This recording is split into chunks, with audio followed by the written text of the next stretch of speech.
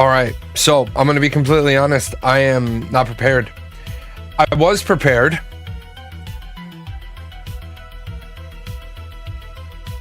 I had everything prepared. I was totally ready. Things were fine. I was good. I was ready to go. I woke up this morning and my phone gave up the ghost.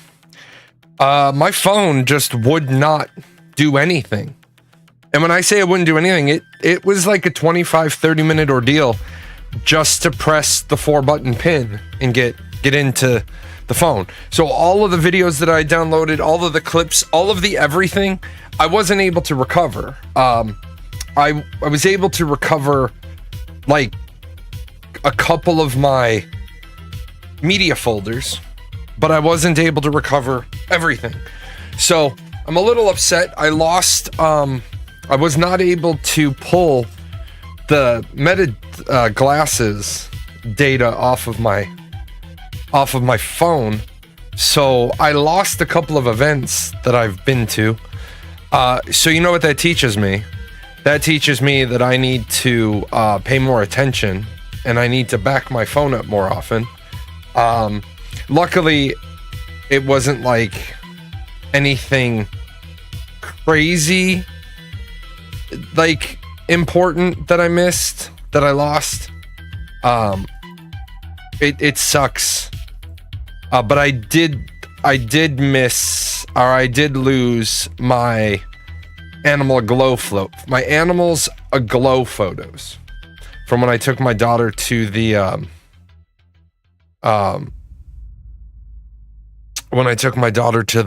event at the zoo. And now I don't know how to use this fucking thing. I saw something about I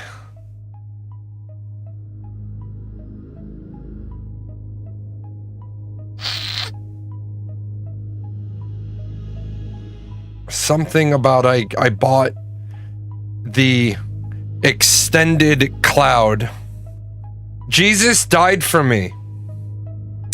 I don't think Jesus would like 777 on your username though. Jesus was against gambling. If you're using 777 in the biblical reference, that's going a little over the top. But welcome. I'm gonna try to. I literally just got back, so nothing is set up.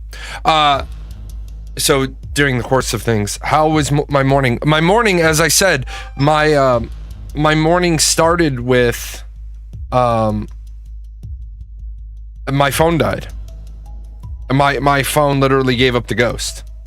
So now I'm gonna have a bunch of things I need to do to get back into the swing of things. And as I said, it apparently I agreed to buy something.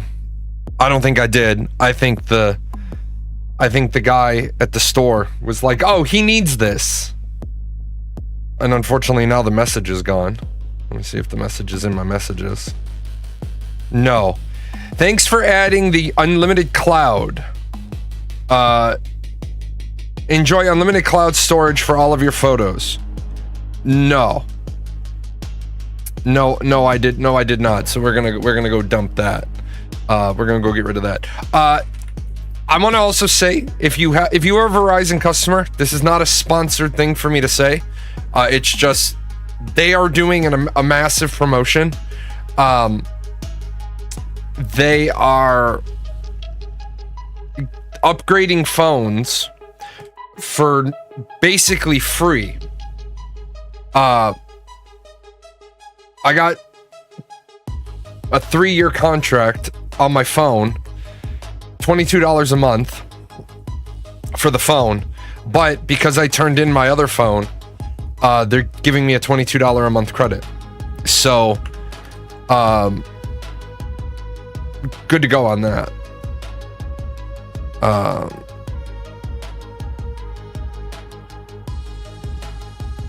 Let me find this.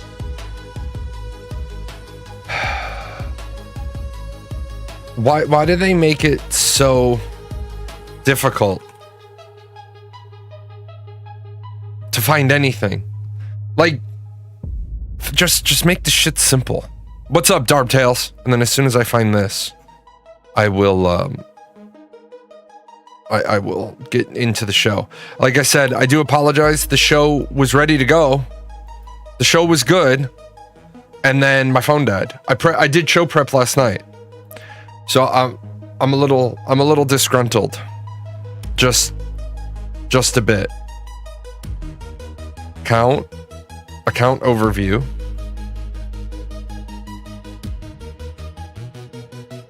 Really.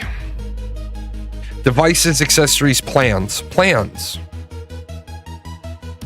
I don't have home. Yeah, discounts. I don't know what the fuck they're doing. I'll look at this later. Let's bring up the big one. The peace, or the lack of peace between. Yeah, this is one of the neck collars that I have. It's a speaker. Unfortunately, Bose no longer makes this, which is a shame because it's really, really nice. Once you have it set up properly, it's got both channels of Bluetooth in it. So I used to just put this on in the morning, and then about halfway through the day, I would switch to this one so that this one could charge, and then that was it. It was my if I'm watching TV, the speaker's right here. Due to my deafness, my devices connect to it. Sometimes there's a button right here in the middle, like you have to manually switch between devices. But the nice part is because when you set it up through your phone. So your phone is the primary on the communications Bluetooth channel. So if I'm watching TV, a lot of times I won't hear my phone. Like, but if this is set up to my phone, if I'm watching TV, the speaker's through here, and then it starts ringing through here because communication Bluetooth trumps the other one. Yeah, it is pretty neat. It's really nice. It's also, it was great for me because number one, it gets out of here, and then I'm not trying to talk over my deafness. And then number two, it's on all day. I can go for a walk, and it's I put my music on. So the President Trump. Oh yeah, by the way, President Trump, who for some reason felt it necessary in one tweet to identify himself. And I don't give a shit. I'm gonna call out stupid stuff. Israel, do not drop those bombs.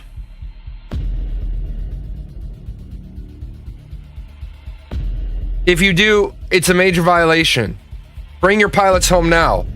Donald J. Trump, President of the United States. Okay, well, first of all, your picture's on the image, then your name's on the image, and then your username is your name, and then you put your name in the content of the tweet.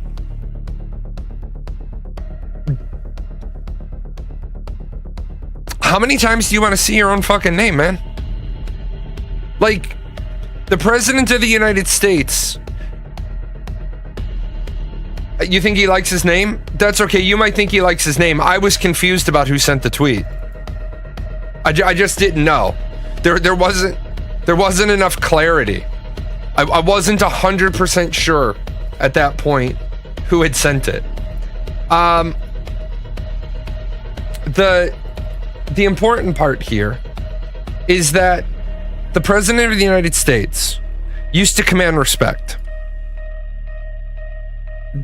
The President of the United States used to be able to negotiate and get people to listen. He used to be, and I don't mean this president, I mean the office of the President of the United States. And I don't know if you've ever heard of him, but his name is Habitual Line Crosser. And he made a video, and in it, he talks about how Russia and China are moving into the center stage now because the president isn't the leader of the free world anymore. Donald Trump is no longer what I would say the president of the free, or the leader of the free world. And it's a shame because now you've got all these other countries that are fearful, saying,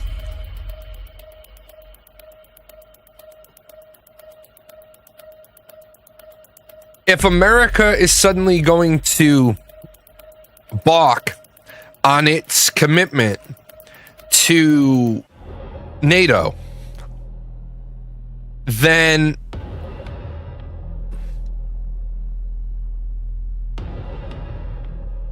if those countries then have to begin, and this is the article I'm trying to get everything pulled back up from my notes. If all these NATO countries are now going to be forced to up their spending, then why would they bow and kowtow to the United States anymore? Because, and this is a big one for Europe, Europe is able to offer things like government-provided healthcare, government-provided education. They're able to provide those things because they're not devoting 20% of their budget to national defense.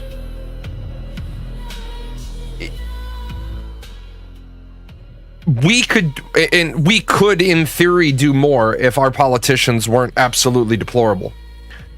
But 13 cents out of every dollar in tax revenue goes to pay down the national debt. That's a big problem. That's a really, really big problem. We have a government who we don't even know what the rules of the War Powers Act are. And I'm going to go through, and I wrote an article on the War Powers Act. And it's important because if you have political leadership, Democratic leadership, saying what he did was illegal, well, then you don't know the Constitution well enough to be sitting in office. Let's just clip through a little bit, and I won't go line by line, but I will put the link to this article in the chats.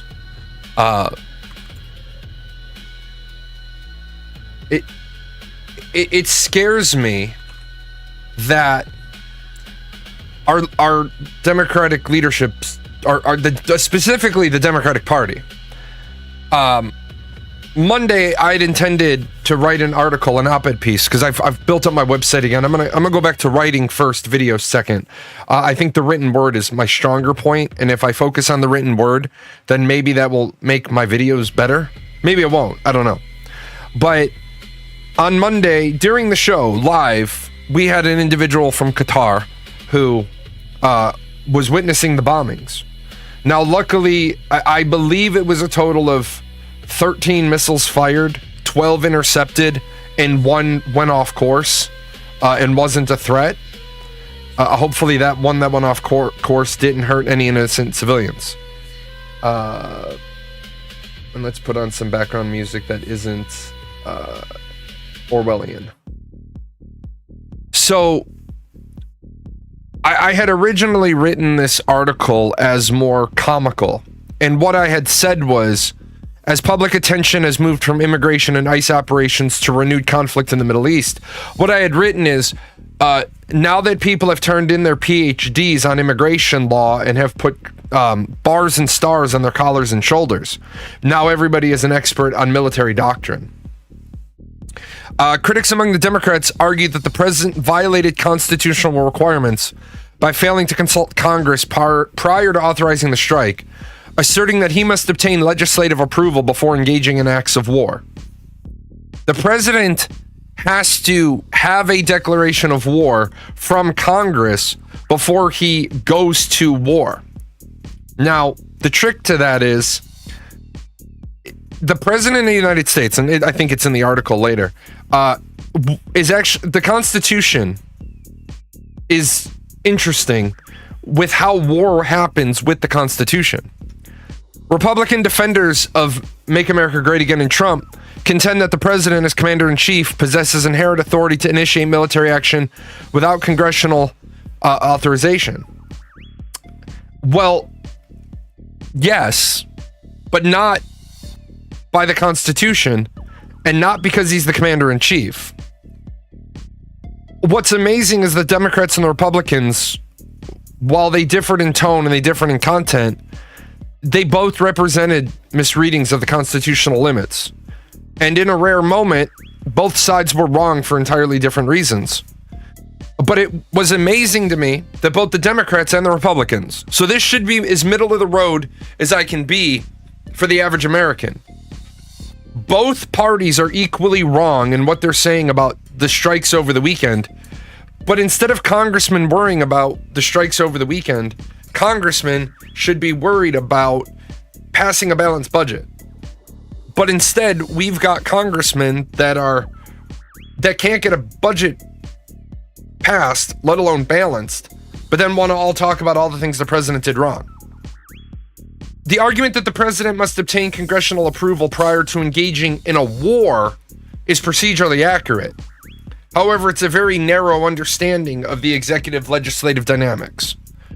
The claim is comparable to insisting that the president must wait for Congress to pass a budget before he's permitted to respond through either a signature or a veto, when in reality, in regards to the budget, the president, in regards to any bill, the president is, of course, reactionary.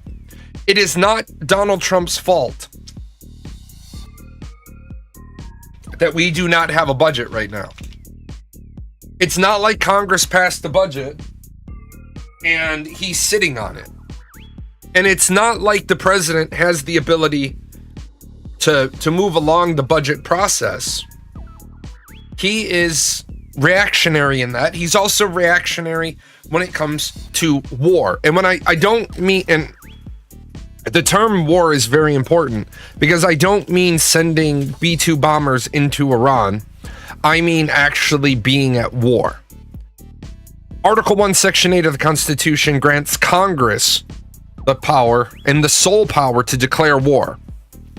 And it's on these three words that the Democratic objections rest. It is a formal check on executive power. Except it's not really the Constitution didn't need to put a formal check on executive power because the Constitution said only Congress can declare war. Just as the president cannot initiate war without congressional authorization, he may be compelled to wage war if Congress declares it unilaterally. This is why I say all the time when it comes to the nature and the nuance of the Constitution, the Founding Fathers did not write a perfect document. They wrote a flawed document deliberately to leave room in the future for the prosperity, to have the flexibility for what they needed. Republican defenders argue that the Constitution grants the president authority to initiate military action without congressional consultation. This interpret hinges on Article 2, Section 2, Clause 1, which states the president shall be commander-in-chief of the Army and Navy. That clause has since been understood to include all branches of the armed forces, but there is no formal documentation that makes the president the commander-in-chief of the Air Force and the subsequently the Space Force. The Marines are covered because the Marines are not a branch of service. The Marines are the Department of the Navy. So when we get into the technicality, if you want to say the Constitution gives him the authority to, no, it doesn't. There are other documents, but the Constitution doesn't do it. Also, the Constitution, some Republicans are arguing that the Constitution gives the president unilateral presidential war-making authority. But if you've ever read Youngstown Sheet and Tube versus Sawyer, Justice Jackson wrote in the decision, these cryptic words have given rise to some of the most persistent controversies in our constitutional history. The loose application is sometimes advanced as to support any presidential action, internal, external, using the use of force.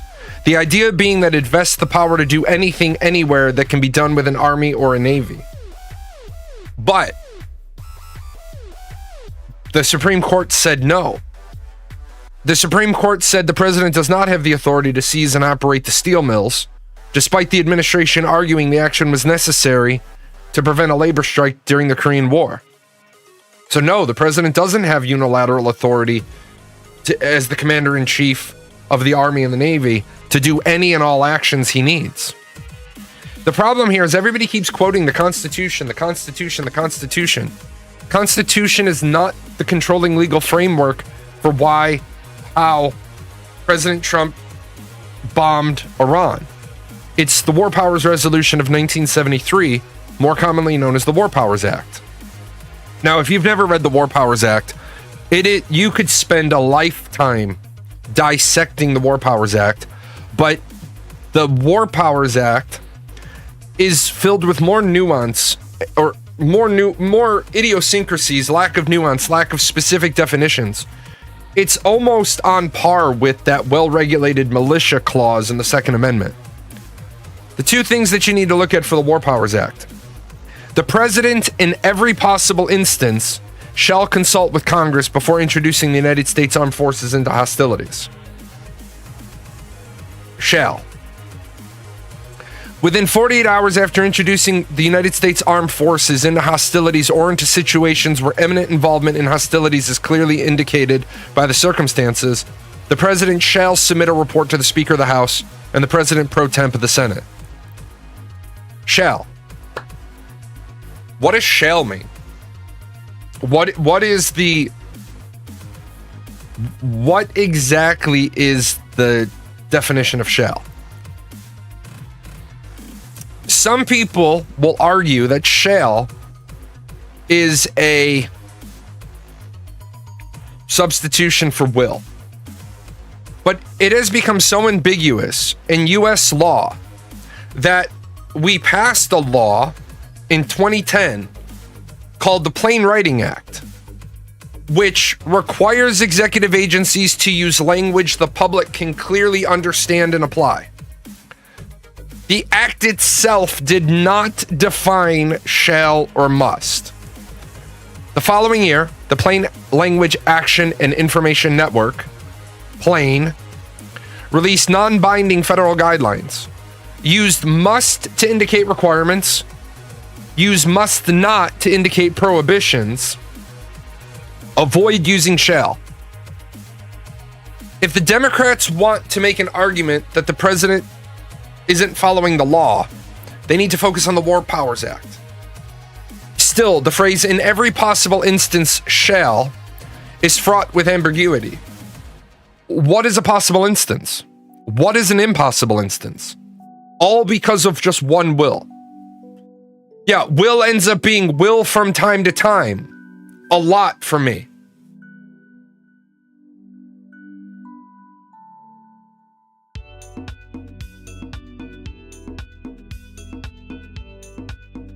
Let me see real quick.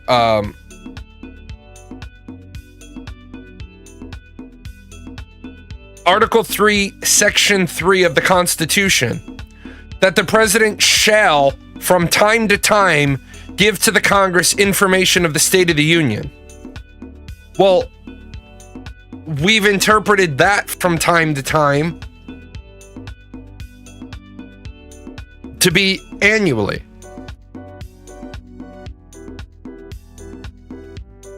The Article 3, Section 1, the judicial power of the United States shall be vested in one Supreme Court. Okay. What does that mean? What? Will? Must only? We could get rid of so many issues and debates and arguments if we would just make the law absolute. Republican advocates would likely argue with justification that informing all 535 members of Congress increases the risk of operational leaks. The law does not explicitly require prior consultation, in part because the term shall has been used inconsistently in legal writing. If you study the law, the word shall sometimes means must, sometimes means should, sometimes means may, sometimes means will. Yeah, Jalan is live. That's because I'm on my webpage from the article I wrote. It's on that webpage. It's the new sexy widget. So like, if somebody happens to be on PGN Music and has never seen me before, I'm live, it'll say watch now. So instead of putting like a Twitch player there, which has nothing to do with PGN Music, by the way, that latest release is looking sexy. But yeah, it's there. In the coming weeks, and we've already seen it, Democrats will accuse President Trump of warmongering, while Republicans will respond with similar actions taken by Democratic administrations. Since 1973, we have had the following presidents: Nixon, Ford, Carter, Reagan, Sr., Clinton, Jr., Obama, and Biden. Obama, Trump, and Biden. Since 1973, the presidents who have authorized actions under the War Powers Act: Ford, Reagan, Sr., Clinton, Obama, Trump, and Biden. And I know some of you are going to lose your shit and you're going to say, where's Junior?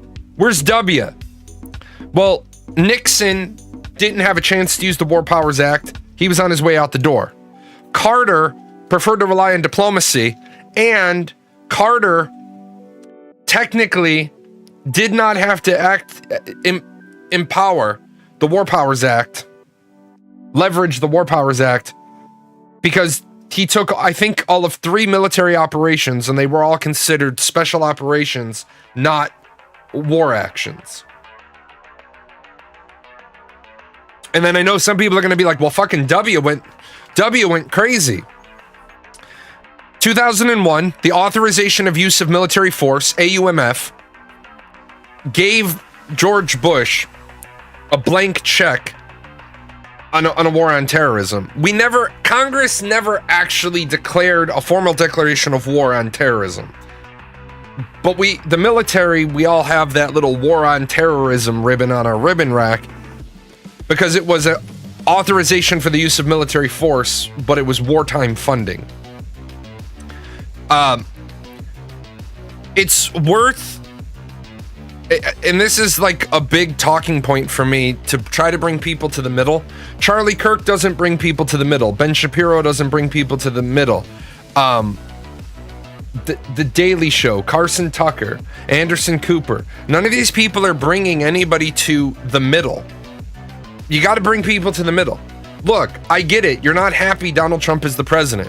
He's your president. He's not the president you voted for. He's the president you got. You're a Republican and you voted for him. He's your president. The president represents the entire nation on the international stage. And to quote the Road Dogg from the Attitude Era from the WWE, he is your president. And if you're not down with that, I got 2 words for you. You don't get a choice to say he's not my president. Exactly. You don't get a choice to say he's not your president. The moment you say he's not my president, what you're doing is you're washing your hands of the issue. You'll notice I don't say he's not my president. I say he's my president and he's a fucking idiot. He's my president and he's dropping F-bombs on the fucking news. Now, I think that if you are going to be the type of president that drops the F-bomb on the fucking news, that's great. Embrace your inner Jalan. Let people know you're not fucking around. But right now, why would Israel give a shit what Donald Trump has to say.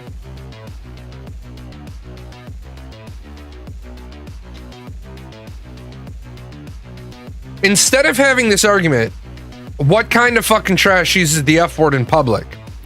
The kind of fucking trash that wants people to know I ain't fucking around.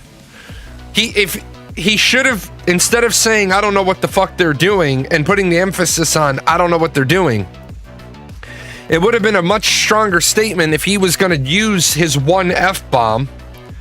Could you imagine if he had pulled like the Wolverine? If he had pulled the one F-bomb allowed in a Disney movie? If he had just gotten up there and said to the leadership of Iran and Israel, we have a ceasefire and you're going to abide by it because I ain't fucking around. The world would be like, damn. Instead of everybody arguing whether or not the president had the authority to use the War Powers Act, which he did, I'm not happy that he did. And it was, now that we're getting the after action report, intelligence, and we know that we didn't destroy the facilities. You dropped 70% of our bunker busters, and you didn't get a mission complete out of it. First off, I would like to say, let's just amend the Plain Writing Act. Let's just mend it. Federal laws and executive guidelines must adopt consistent terminology. Use must to indicate requirements. Use must not to indicate prohibitions. And make it federal law that terms such as shall, should, and will be classified as optional and advisory, not legally binding. And yes, I understand that if we made that change, it would cause a lot of people to have to rewrite a lot of technical documents and a lot of instructionary documents. But then there's no debate. You shall open at 9 o'clock. Well, what if I have an exception? What if there's a crisis? You must open at 9 o'clock. There's no confusion there. You must open the store by 9 o'clock. What if we don't have power? Are you ready to open the store? Yeah, I'm there. I just can't open. Then you're ready to open the store. But you get a you then have sought higher authority. You're ready to go. That don't was really weak, just like Obama's don't call my bluff line, which Obama admitted right there was a bluff. Yeah, sometimes the verbiage that our leadership uses isn't really well thought out. Like when they say the four corners of the globe. Globes don't have corners. If we were to make one simple change, no, the ceasefire isn't still being honored. I know that they've lobbed shit at each other since. If we were to make changes to federal laws that required the use of must and must not, then we could change the War Powers Act. And we don't have to rewrite all of the War Powers Act. If you go up here, and you see the War Powers Act, and what we'll do is we'll make a little cut here so that we have both. So that we can compare the old and the new. Right? So there's the old, and here's the new. Instead of this, right? Instead of the president in every possible instance shall consult with Congress, the president should, when possible, consult with Congress before introducing the United States into hostilities. When this is not possible, the president must brief the Gang of Eight prior to engaging in hostilities. Look at how much neater and cleaner and non-ambiguous that verbiage is. And it's not like the president should, when possible, consult with Congress before introducing the United States Armed Forces into hostilities. That's as simple as calling a joint session of Congress, walking down to Capitol Hill and saying, based on the fact that I consider Iran's nuclear program to be a threat, I am considering using the War Powers Act, which gives me the authority to strike Iran. And this is a great thing to do because it lets Iran know, without you threatening Iran directly and saying do it or don't do it or I'll spank you, you've gone to the House of the American people and said, I'm considering doing this. If you have to make a surprise attack, if this is not possible, the president must brief the Gang of Eight. Period. You're Dunsky. We take the original version of this, and it's a real simple change. That way there's no debate. Within 48 hours after introducing the United States into hostilities, the president shall submit. Within 48 hours, the president must submit. Let's just get rid of the ambiguity. The president must submit a report. Not shall, must. It's not about, we don't have to make, oh my God, what the fuck, barbecue chicken sweeping changes to all these documents.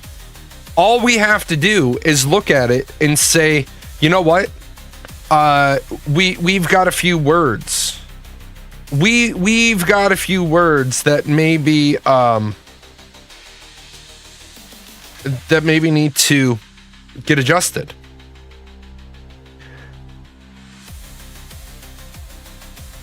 But right now,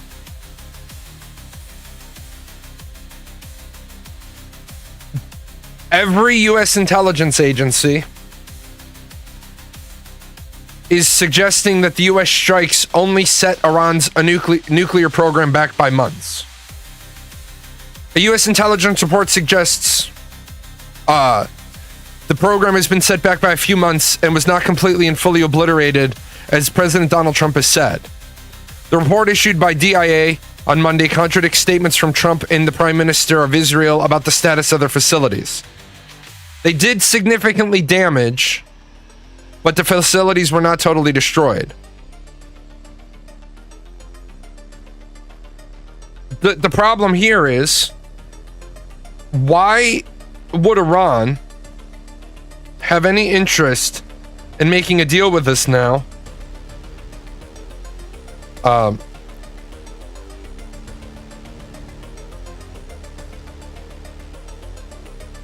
Why?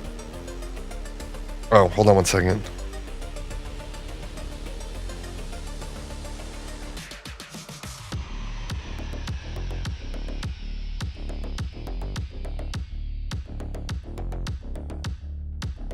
Why would Iran want to deal with you? I believe I read a report that Iran may have extracted some of the material, but here's the thing. If they extracted some of the material, we don't give a shit about the material because they don't have weapons grade. Well, we don't believe they have weapons grade material yet.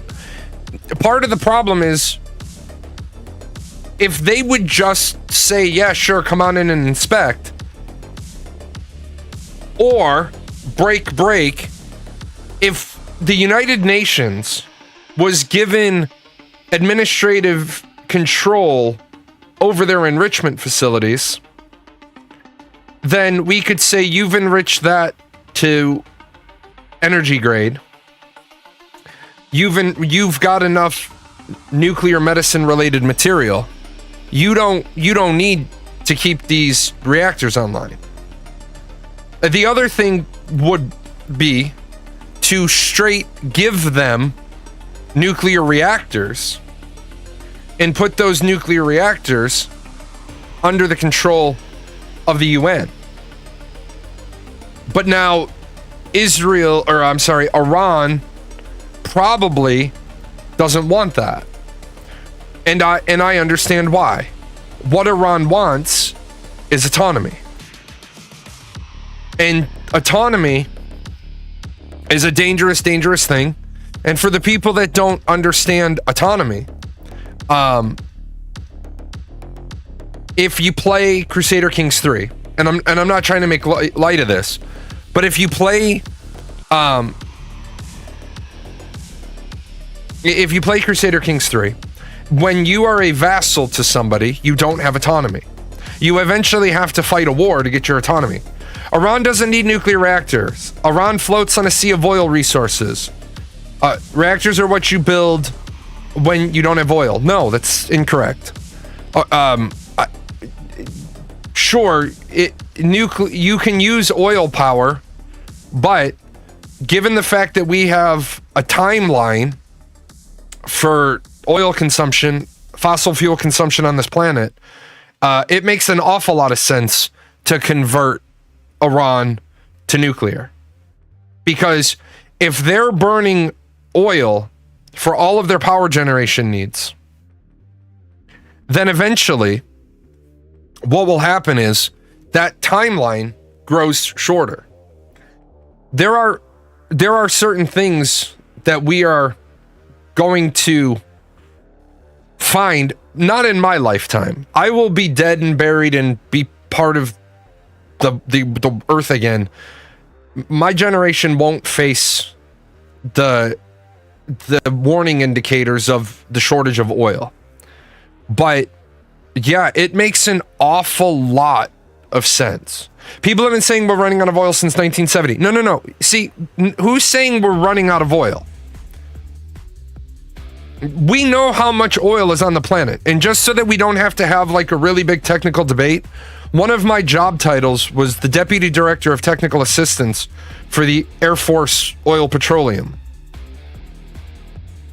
I am overly educated on globalization of oil, and you're absolutely right. Fracking is a deal. We can get oil that we didn't think we'd previously be able to reach. And there's oil deposits that we know about that we can't reach today. So we're in the process today of developing technology so that we can get it tomorrow. But the punchline of that joke is we will eventually run out of oil because of where oil comes from. We will not run out of sunlight. If we run out of sunlight, all the other problems on the planet go away, because if we lose the sun 8 minutes later, everybody's dead.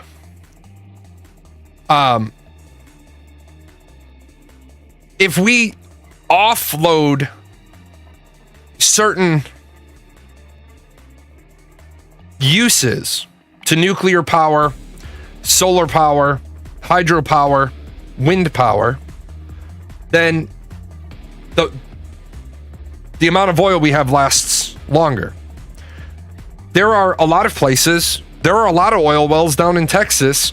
You see all the pump jacks and they're all rusted because they know that deposit is empty.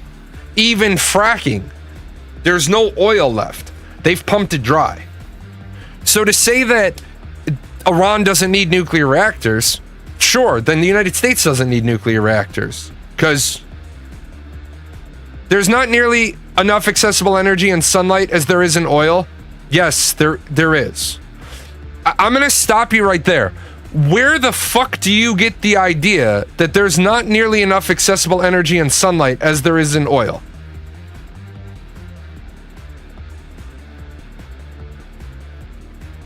I mean, it's the storage that's the problem. It's the transmission that's the problem with solar energy. It is not the generation. The problems with solar energy are not the accessibility.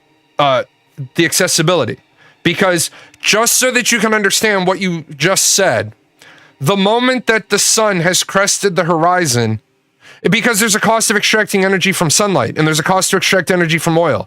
And the cost of oil is a fraction of that of sun energy. It's not a fraction, just so we're clear. Oil, we lose about 30%.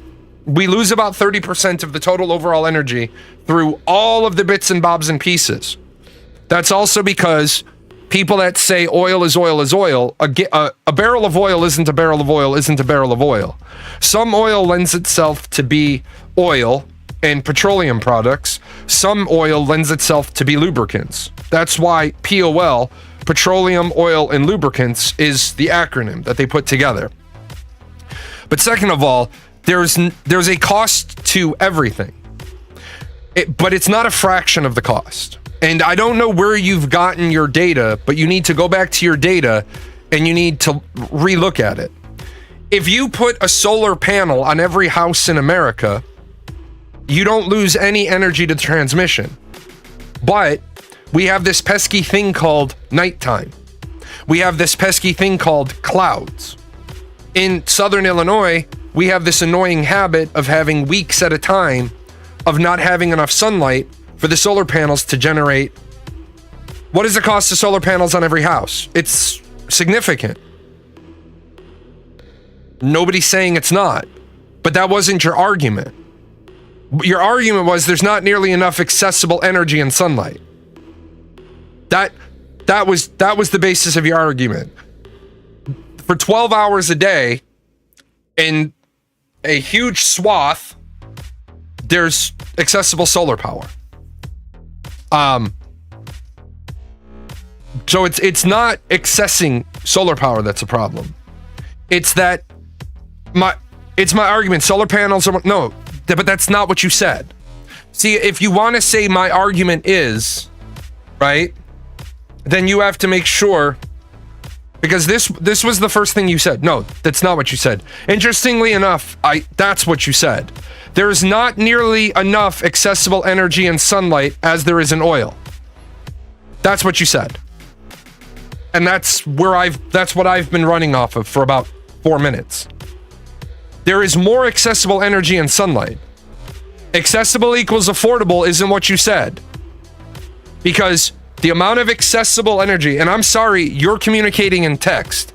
You can't be like, I didn't say that. No, it isn't what you said. What you said is on the fucking screen, man. It's not open for debate. It's not open for discussion. If you meant to say affordable, that's a different discussion. But don't say I didn't say that when it's right there. Words, dude, get a dictionary. Words, dude, there's a difference between accessible energy and affordable energy. Here, let me help you out where you already know this lesson. Watch this, you just did that. Words, dude, get a dictionary. Affordable and accessible. Something can be accessible and not be affordable. Something can be affordable and not be accessible. Accessible equals barriers to implementation. No, accessible means available. See, this is what you have to understand. Your argument was a bad starting argument. The argument you're trying to make now is great. But that's what you said. There's not nearly enough accessible energy and sunlight. No, because there's easily available and there's available with difficulty. But that's not what you said. You said not nearly enough accessible energy. See, now you use the word available. There's plenty of accessible energy and sunlight. There's plenty of it. Right now, I can open here. Accessible, not can't be accessed. There is plenty of accessible energy in solar. It can be accessed. It can be accessed. And then that's when you noticed I went into the discussion. It's not the ability to get power out of solar. It's the ability to transmit it. It's the ability to store it. That's where the problems come in. It's not a matter of solar power isn't amazing. What did Elon Musk say? I don't know if his numbers are correct, but 400, dude, you're the last line of defense in a semantic argument. Just admit you're wrong. I'm not anywhere near the last line of defense in an argument. You apparently want to use words and expect everybody to be a mind reader. You said there's not nearly enough accessible energy. 400,000 square kilometers of solar panels powers the whole world. If you meant to say that solar's not a cost-effective solution right now, why resort to word semantic if you got facts? What the fuck are you? That's literally what you just did. You're literally projecting that you are the one who used the wrong word. You made this statement. I went that way with the argument. Now you're like, that's not what I meant.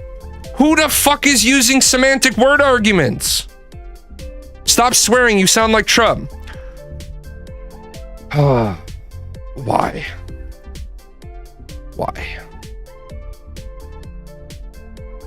I swear. I swear, man.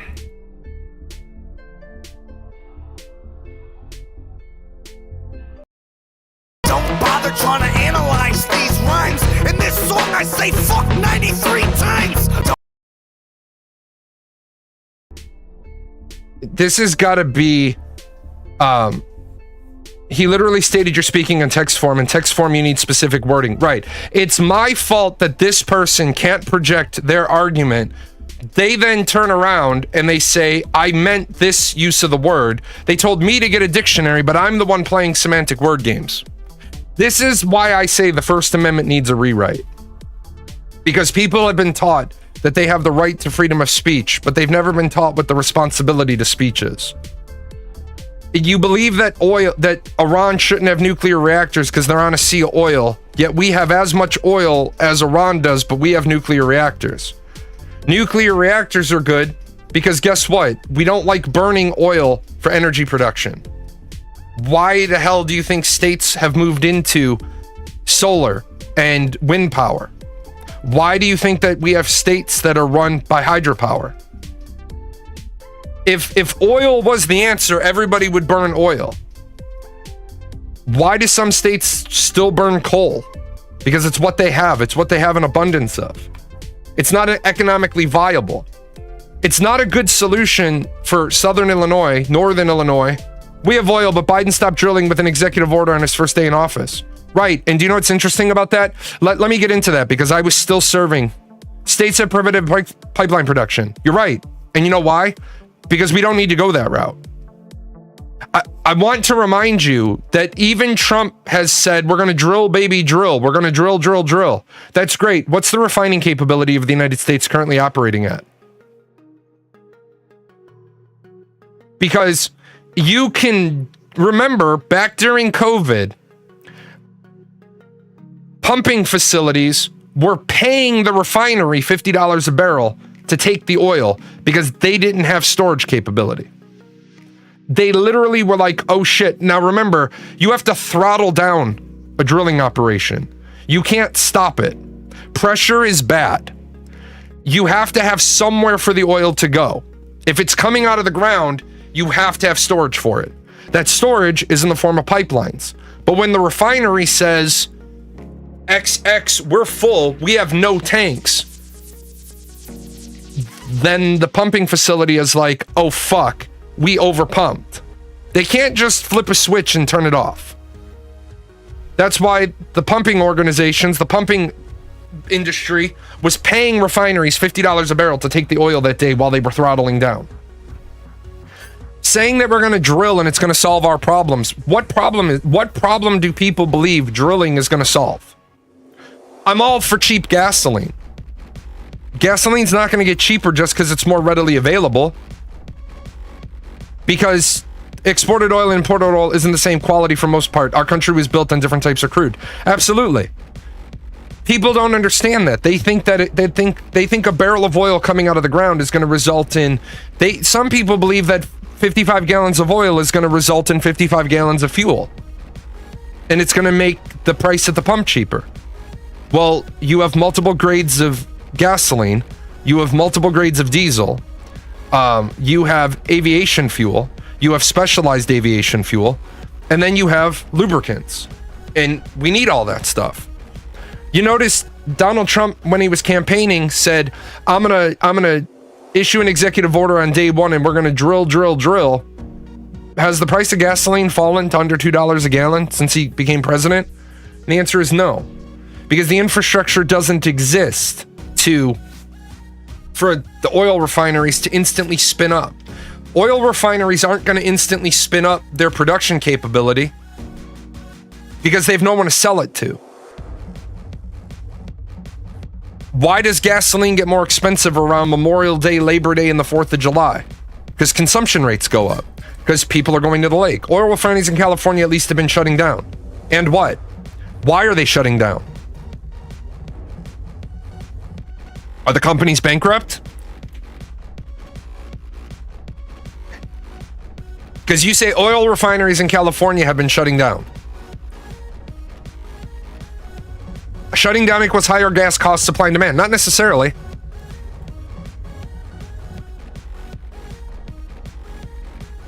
You don't know that they didn't offload that capability somewhere else. 2 large oil refineries are planning to shut down. Let's see.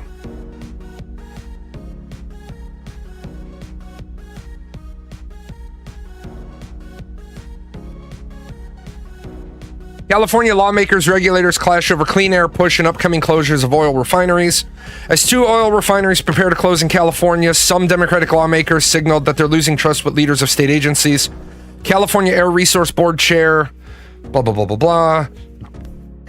The panel faced a barrage of questions as criticism as lawmakers expressed concerns over the regulators have treated consumers, drivers, workers, and Californians. Right. No, what I'm going to stop you is if they're not refining oil, there's less gas, unless, because all you did was throw at me oil refineries in California have been shutting down. I don't know the story. Maybe it's they're shutting down and they've offloaded capacity. Maybe they increased capacity at another location and they're shuttering a facility. Let me finish reading the article so I can find out what's happening.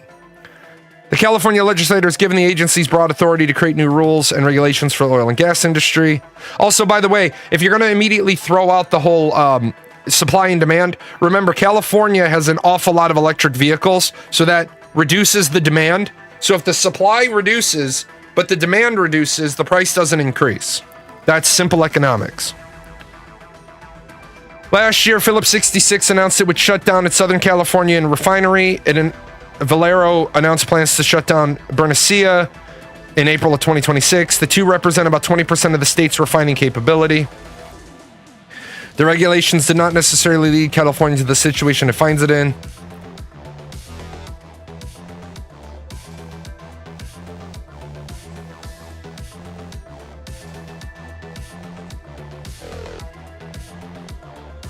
By the way, no.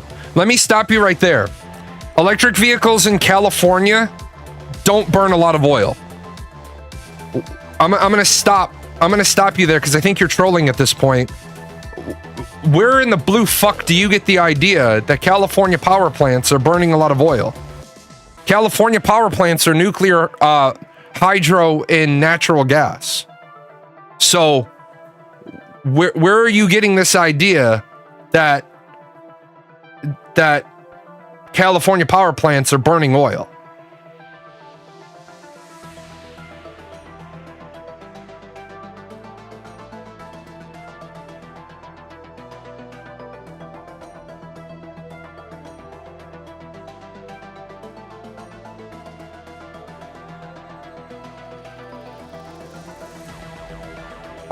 Yeah, so I'd be interested in a breakdown of California's electricity sources are. Sure.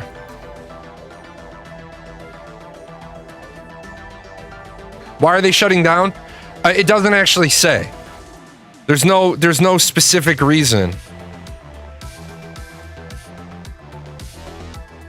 They just said they're shutting down, but it has to do with a lot of the regulations. But the interesting thing is this. You say you'd be interested in seeing it, and I'm getting it.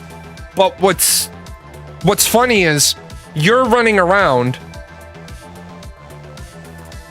making statements that this is how it is in California. But shouldn't you already know then? Shouldn't you know that shouldn't you know the percentages? Because it's your talking point. You've based your entire argument today. There have been no nuclear plants built since the 1980s. Really? California doesn't get 8.22% of its power from nuclear? Just because they haven't built one doesn't mean it's not there. But there you go, man. Oil makes up 0.02% of California power generation.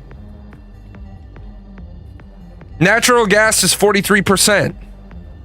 They have no unspecified. So there's no debate that, oh, oil's in the unspecified category. Nuclear is 8%. Hydro is 12%. Solar, that that in a 0.02% of oil isn't even possible? Yes, it is. It's absolutely possible. You know why? Because they probably have a diesel-based generator somewhere that runs something. It's probably a state-owned diesel generator that has some sort of function that only generates 36 GWH. So it's on the books. So what do you mean it's not possible? Yeah, or it's overload capacity for peak. Or it was a backup generator that was activated during some sort of crisis. But what's interesting to me is this little number that's down here, which represents the largest singular amount of power generation that you said earlier on that you said wasn't possible. So it's interesting to me that in California, the state that you have based all of your argument on, that 19.17% in the bottom category, right? The largest non-thermal, which is natural gas, is solar. So the largest individual contributor to the larger category, right? You said that solar is no good. So that's interesting to me.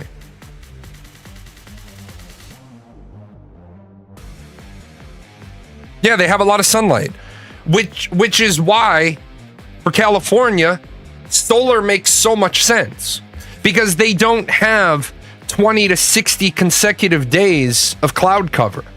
Solar, California, great. Seattle, not so much. Minnesota, not so much. Canada, not so much. But that thing that we can't access is generating the lion's share of the renewable energy. Now, is natural gas still the bigger contributor? Absolutely. Absolutely. Natural gas is the bigger contributor.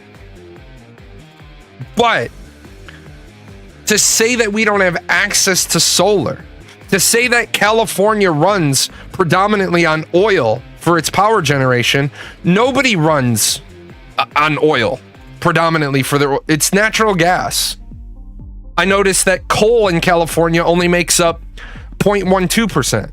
Coal makes up more power generation in California than oil does. Now, if you go out east to where their entire civilization revolves around the coal mines, their power plants are still coal-based, which is why in some of the locations they don't give an energy tax rebate for electric vehicles, because you go home and you plug your electric vehicle into the wall and you say, I'm doing my part for the environment because I'm using an electric vehicle, but now they're burning more coal. Remember, electric vehicles aren't actually helping the environment. Electric vehicles don't help the environment mainly because of all the pollution that happens with the cobalt and the lithium mining. And while they are efficient and they don't generate the same emissions that a vehicle does, the emissions are all front loaded and the emissions are offloaded to the power generation, which is kind of like the same argument of that ethanol is good for the environment. Well, not really. In West Virginia, coal-fired plants account for nearly all of the power generation. 9/10 of the largest plants are coal-fired. Yeah, I just recently was out in West Virginia and I was just intrigued about their power. So that's one of those things that I take out my phone and I start. If the people on the Alaskan bush people can make their own wind turbine, we could all technically have one. It may not be 100% self-sufficient, but it can offset some need. Darbtails, that's a really interesting point of view, and a lot of people think that, but it's actually wrong. Those 400-foot wind turbines, they actually aren't a good idea.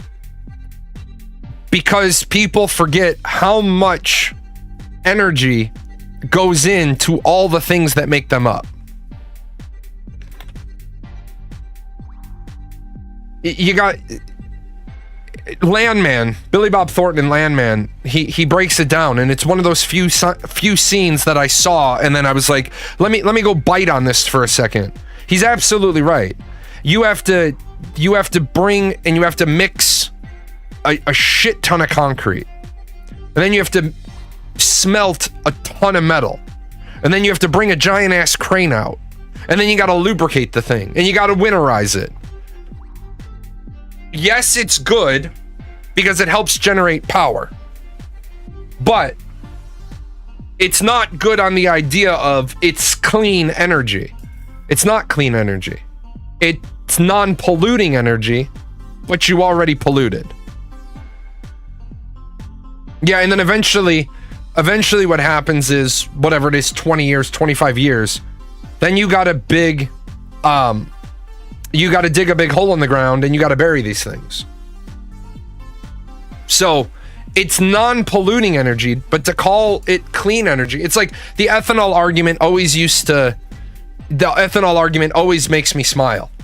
We need to have ethanol because it's better for the environment. No, it's not. Because you don't go the same number of miles on a gallon of ethanol infused gasoline as you do on a straight gallon of gasoline.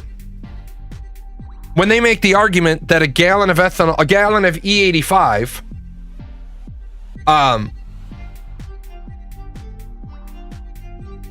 oh, you're back. I thought you left. Nobody ever said solar panels are clean energy. If you had let me just cook a little earlier before you were wrong, like 7 times, I would have gotten to that point. It's the point that I always get to, where I talk about you've got a problem with the storage, you've got a problem with the transmission, and then you've got these other problems, but you had to distract us with the word accessible. And then you had to distract us with California and oil. Yeah, it's the same argument that EV cars have. The only difference is that the first generation solar panels were terrible. They were absolutely terrible. They were highly energy inefficient. When you rip off first generation solar panels, there's a lot of nasty shit in those panels, but it's not worth the cost to recover any of it.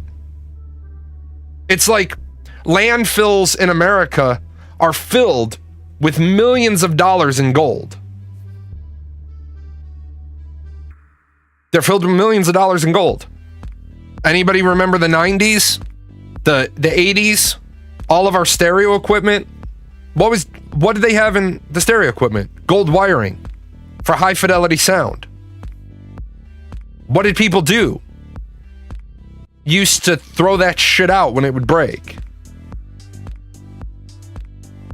I 100% agree that if we have to dispose of solar panels, it's terrible. And the other thing that people aren't understanding, and I wish they would, because it's part of what's causing so many problems in the housing market. So it's 2025, and you put $30,000 worth of solar panels on your house, and your house is worth $200,000 today. Let me get rid of this. So your house is worth $200,000 today. You put $30,000 worth of solar panels on your house. What did not happen was your house did not become worth $230,000. Your house became worth $200,000 with a $30,000 lien, lease, commitment, whatever word makes you happy. Now, in 3 years, you've paid off $3,000 worth of these solar panels. Your house has gained $10,000 in value just due to natural inflation. When you want to sell your house, you can't sell your house for $337,000 because appreciation. Thank you. You can't sell your house for $300,000 or $237,000. because the house doesn't appraise for that. So you have to find a buyer who's able to get a mortgage for $210,000 at the same time as that buyer is able to pick up the lease, the payment, the loan on those solar panels. What do they always tell you when you're financing a house? Do not make any other major purchases until after closing with the title company. How many fucking mortgages I've seen go sideways because a person is just about to close on their house, it's all approved, and then the dumb fuck buys a car. But what if they have the money to buy it what if they have the money to buy it at 237? Well, they wouldn't buy the house at 237. They would buy the house at 210, and then they would absorb the solar panel lease, and then they would pay off the solar panel lease. Remember, the two things don't become conjoined. They also don't add the value to your house. It's like putting a pool into your house does not add dollar for dollar value to your house. I was gonna put a pool in for my kids. Because I want a pool, because especially on a day like yesterday. Yeah, it's not part of the same financing agreement, which is why you need to be able to, ideally, you need to be able to pay off the solar panels cash, and that cash not be reflective of the 20% you need for the mortgage. But I was going to put a pool in for my kids. It doesn't increase dollar for dollar value. It increases value, but not dollar for dollar. So what I mean by that is, so here's my house. I'm just going to do X's. So here's my house. Here's my neighbor's house. Here's the one on the corner. You know, you've got these houses, and these houses all have a dollar value to them, right? Like my house is $285. His is $315 because he totally remodeled it, right? That one just sold for $295 over there. This one is sold for $265 and $275 in 90 days, right? So I looked at putting in a pool, and to put in a pool was approximately $70,000 because I had to dig. We can't have above ground pools. It has to be an in-ground pool. So I have to dig the hole. I have to do the concrete buildup. I have to do a retaining wall. And so all in all, it was going to make my house $355 if I tried to dollar for dollar get value. I talked to a realtor, and the realtor's like, if the pool is $70,000, I wouldn't do it because the most you're going to get out of your house is about $335 if you have to sell it in the next year. And you never know. I don't want to lose $20,000 just because the neighborhood can't absorb that house. Remember, somebody that's willing to pay $355,000 doesn't want to be in a neighborhood where they're right next door to a $265,000 house. Which is okay if I was going to stay in the house for 20 years. Absolutely. If I was going to stay in the house for 20 years, then I put in the $70,000 pool, get that all dressed up nice. A couple of years later, I do the nicer fence. A couple of years later, I put in, like, you know, the raised concrete slab with like the pizza brick oven and the outside kitchen. And over time, what I hope is that all the other houses are doing market value increasing shit as well. And then I become the really nice house in the neighborhood. I become the high end of the neighborhood, but a sustainable high end. But people with the solar, they don't get it. You're putting solar panels on your house, which is great in theory, but if you're going to be in the house for 20 years, then it works out. If you're going to be in the house for 3 years, don't do it. Just don't do it. Because you're not going to even start to see any of the break even.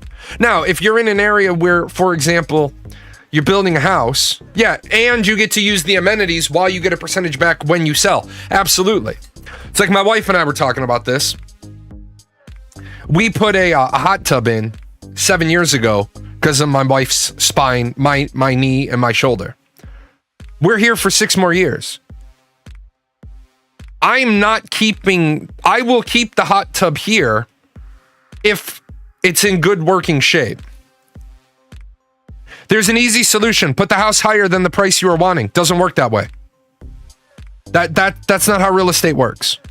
The house is going to have a value. When the person goes to get the mortgage, it either hits or it doesn't. So what you're saying is, you're saying that you want 350, so list the house for 4. The problem is that if you get a buyer who puts in an offer at 375 and you smile all the way to the bank and you say, I'll take it because it's more than I wanted, then this guy over here, who's the appraiser, he comes along and he says, well, the bank only says the house is worth 348. Well, now their offer is void because the house didn't appraise for the value they bid. Now you're stuck with an appraisal of 348. So the most they're going to give you is 348. And if they decide that you fucked them around, they're going to leave. Now you know the house won't appraise for above 348. Now you have to slash your price. And in the MLS, that's automatically going to catch some people. When you see that thing on realtor.com, $10,000 price reduction, they put it in green, but that's a red flag. Cash buyers, do you know how few cash buyers there are? Cash buyers buy houses that there's some profit for them.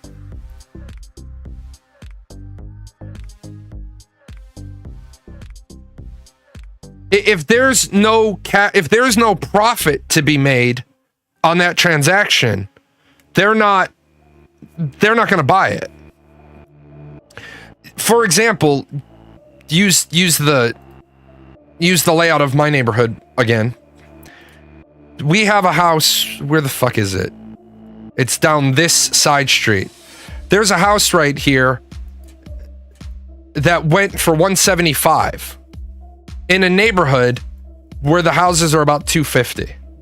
And the reason why I went for 175 is copper strippers had stripped the house, and that's the same as the house next to me as well.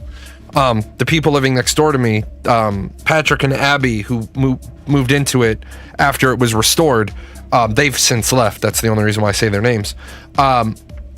They got it. I was gonna buy it and make money on it, but then at the auction, people were walking the price up, and I bailed. I said, like, I think at one point the guy was trying to just be a dick and walk the price up. And I knew what my walkaway number was. It got to my walkaway number. I was like, nope, I'm out. And I just left the auction and I walked right next door. That's where my house is.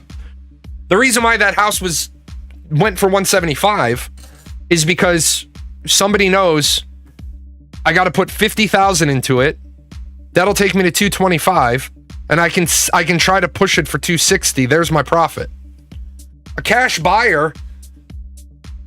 Remember, people with cash are buying properties as investments, not to live in. People that are living in a house, for the most part, aren't cash buyers. For the most part, they're not cash buyers. You might get a few one-off cash buyers.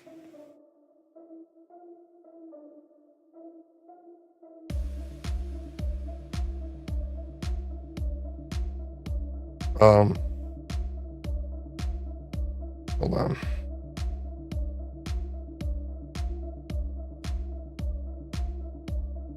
Okay. Sorry, most of them are speculators, not going to live in the house. Right. Which is a whole different political problem that we need to talk about. I'm not against the idea of some sort of regulation about who can buy houses cash and when they can sell them and how long they have to hold them in order to get their tax breaks. I'm not against that idea. Because we do have a major problem in this country. And part of that problem in this country is that, and we're supposed to have federal truth in lending and mortgages and organization and all that shit. But when somebody, let me see if I still have the video for this one. Because I only lost today's show prep, but we had a really good show the other day. Yeah, here, talk. It's weird. You mean to tell me I gotta pay first month, last month, and a security deposit to move into a place? You want to take my whole income for the month? I'm sorry. I need to make 3 times the rent to move into a place? I'm sorry, you have to make $6,000 a month just to rent. Just to rent. Weird. That's weird. Whenever I finally come up with this money and I move in, y'all don't want to fix nothing. Weird. Then if I'm late on my rent, y'all want to add $100 to my rent. I don't understand. I don't understand. If you're making it in this economy with no struggles, what do you do for work? I need a job. I need a job from you because this economy is so weird. No, the economy's not weird. The economy's not weird. But your lack of understanding the economy is weird, but where we have a weird is here. So she kind of hit the nail on the head. Kind of. When you rent versus when you buy, you're expected to have first and last and security deposit. They're making people, yes, your last month, I wouldn't hire her. Your last month rent is the holding rent for when you are late. So as a landlord, I'll explain first, last, and security deposit. So security deposit is if you fuck my shit up. That's what that is. The security deposit is an ideal number for the average level of damage to a property that's not malicious, not reckless, not ignorant. You're moving and you put a hole in the drywall. You fall. You put a hole in the drywall. Your cat tears up the blinds. That's all security deposit. What it is say it's $1,500. In my approximation, for $1,500, I can repair most of the unit. You could fuck everything up and I can repair most of the unit. Again, not malicious. We're not talking about you deliberately go in there with a wrench and you smash the toilet, you smash the sinks, you trash the appliances. Because then I'm going to go after you civilly for vandalism. The first month is this month. All giving them first month rent it's today and the rest of the month. For me, I always did, depending on where in the month it was, I tried to make everybody's rent payments due before the 10th. That was always my goal. I want all my rents due before the 10th. And then I got to the point where it just became a pain in the ass to give people personalized dates. So you did prorate, or I just didn't rent out the apartment. I didn't let you move in until the 1st. Now, on a 1-off or a 2-off, I would let somebody move in. But if it's the 28th, if it's the 25th of June right now, it really becomes dealer's choice. I hate doing prorated because generally somebody trying to move in on the 25th of June, right? They've already paid rent at another apartment. So the rent for the month is gone. And I've just asked them for the whole first month, the whole last month, and the security deposit. And I'm going to prorate them. Let me just do 675 divided by 31 times 5. Like, I'm going to ask you for another $108. If you're a really, really good looking client on paper, a really, really good looking tenant, I'll eat the $100. Also, chances are, if it's the 25th of the month, I've already gotten the lion's share of the rent. I always gave prorated back. If you moved out, if it's the 25th of the month and I'm trying to lease the place, something went wrong there. There's a lot of things that could have gone wrong. But the reason why the last month rent is so important is it's June. So you've paid July's rent. That's your first month. You pay August, you pay September. And then all of a sudden in October, we get to the 1st, the 2nd, the 3rd, you haven't paid me. The 4th, the 5th, the 6th. I've called, I've left messages, I've sent emails. Well, guess what? If you're being unresponsive, I'm going to start eviction. I don't have your money yet. You haven't paid me. You're living in my place for free. Well, that's where your last month rent comes from. That's why I'm holding that last month rent. Because when I start to move for eviction, then you're not going to pay me. I'm going to get you out of there by the 31st of October. Because I still got paid. Then I'm going to flip the unit. And then I'm going to give you back, by law, I have to give you back from your security deposit anything that I don't use. Now, some people get pissed about security deposits. And this is where, as landlords, I say, the security deposit does not go towards wear and tear. If that wear and tear is considered normal, and that wear and tear falls into the normal replacement cycle for a unit. For example, I had somebody lived in a unit for 6 years. When they moved out, I gave them all but $25 of their security deposit back because they told me they didn't have time to fix the one set of blinds that their cat had broken the blinds on. The blinds are $25. Takes my repair guy 2 minutes to switch them.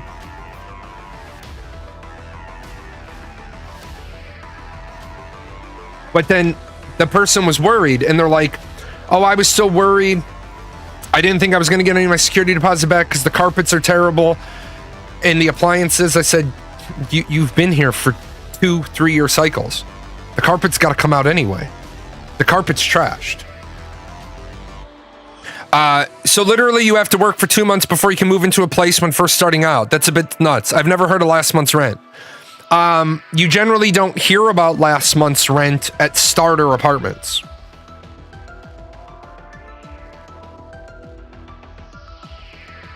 Yeah, last month is that if you don't pay me, then I use that and I get you out. Or when you get to your natural end of your lease. If your lease was naturally over in July, you contact your landlord and you say, yeah, I'm going to be giving you the unit back in the middle of next month. Okay, then don't make a July payment because I already have your July payment. Now, I do understand it is rough and it is hard, but she's focusing on the insanity that is rent. I want to focus on the insanity that is you're paying $2,000 a month in rent, but the bank won't give you a mortgage for $1,275.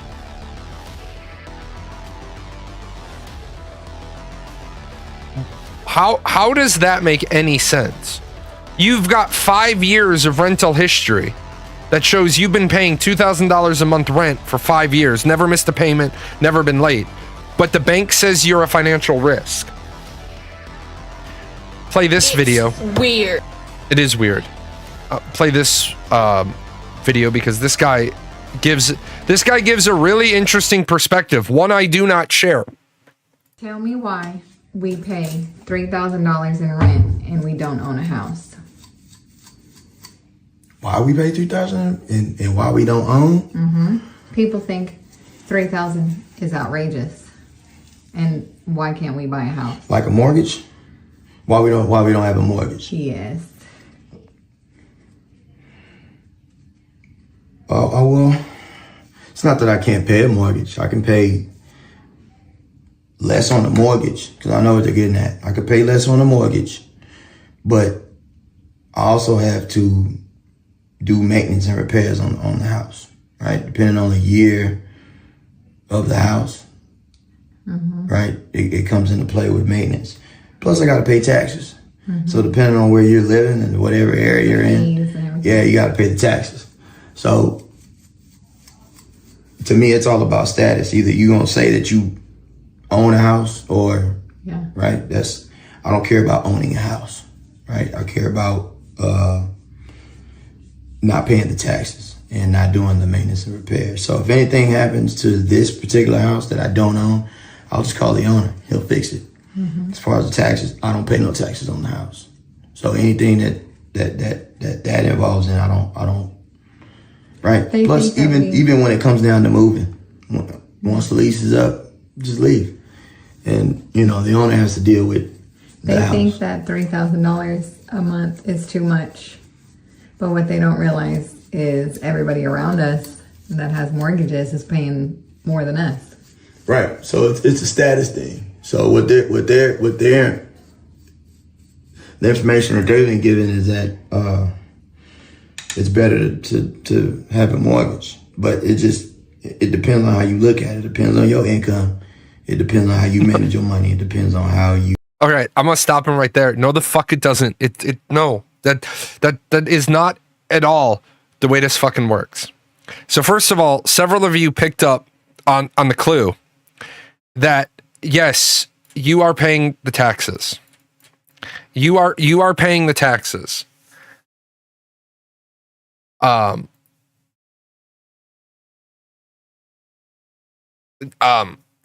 are paying the taxes because I know that my mortgage payment on my rentals includes the mortgage payment. Well, I don't have rentals anymore. I got out of the business. It was pissing me off. Airbnbs were starting to become too big of a pain in the ass, and I didn't want to deal with it anymore. But I know what I owe the bank, what I owe in taxes, what I owe in homeowners insurance, what I own in landlord insurance, which are two different insurance policies, right? It's why the fuck I don't ever have rentals outside of a limited liability company. I don't ever lie to the bank and tell the bank. I don't do that. I never, ever, ever did that shit where I'm saying that's my primary residence and that building over there is my wife's primary residence. Never did that shit. Why? Because when they subpoena the bank, when Mildred falls and breaks her hip and Mildred is trying to sue me, my lawyer can be like, absolutely every single person involved knew that this was a rental. So then they subpoena the bank and they're like, did you know it was a rental? The bank's like, hell yeah, we knew it was a rental because he includes his landlord insurance inside of the mortgage payment because he structured it as a rental. He carries the liability because the property isn't his. The property is ours. Remember, until you pay it free and clear, it is not your property. It is the bank's property. The bank doesn't want the fucking property repossessed.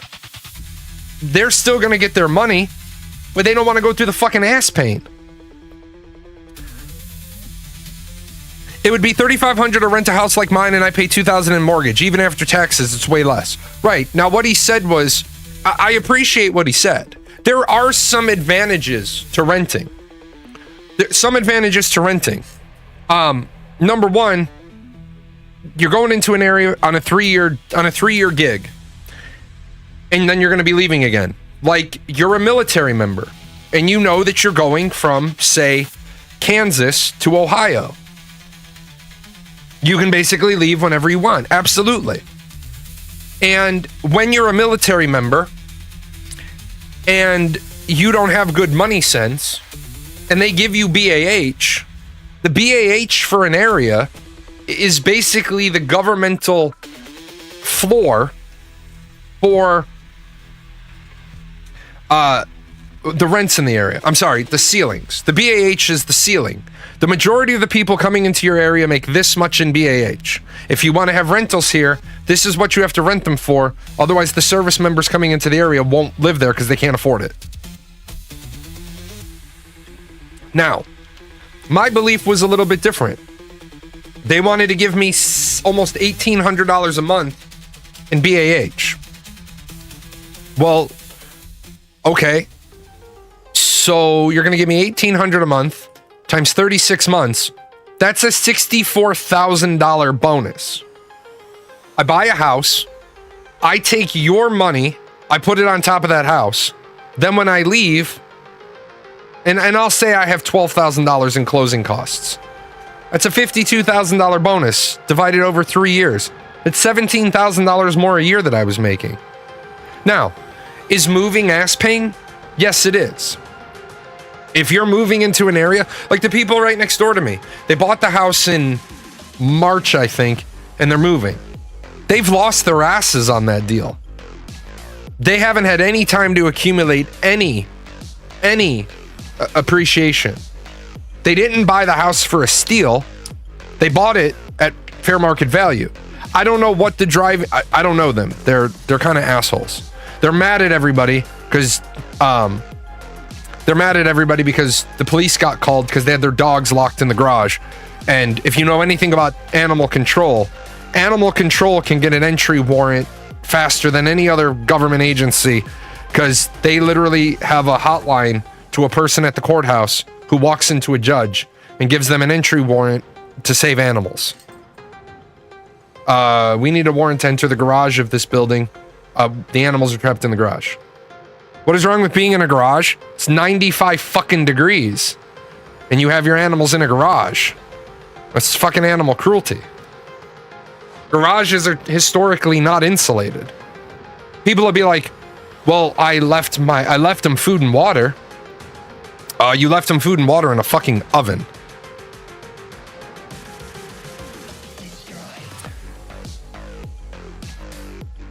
Let's see. Cops probably do that for me because I got the dog in you. Look, man, just because you like doggy style, where you have to sit up and beg for it.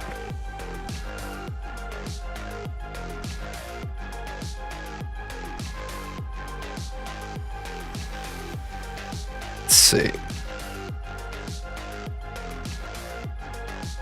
You work in apartment maintenance. We have a resident that is having some microbe issues. We got a vendor to come and replace the infected areas and solve the issue. The vendor needs to come back and sand and paint the drywall. The resident is telling us they will not allow anyone in the apartment until after a certain time. I told them that the vendor has a schedule and they will be by when they can. They ended up coming by earlier than the said time and they didn't let him in. Is this person being entitled or are they justified in not allowing us to fix it? No, they're absolutely wrong.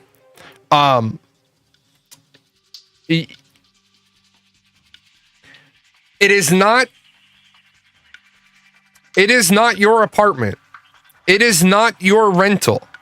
If the rental agreement is written piss poorly, they might be entitled to tell you to pound sand. If the rental agreement is written properly, if you spent more than $1.97 on your lease agreement, then the lease agreement specifies something, and I don't have one of the rental shits all boxed up now that I don't have rentals. It'll specify something like standard maintenance hours at this facility are from the hours of 8 a.m. to 6 p.m. Emergency hours are 24 hours a day for the following items only. Leaks, sinks, heat, air conditioning if temperature is over blah, blah, blah. Next paragraph down is usually management reserves the right to grant access to your unit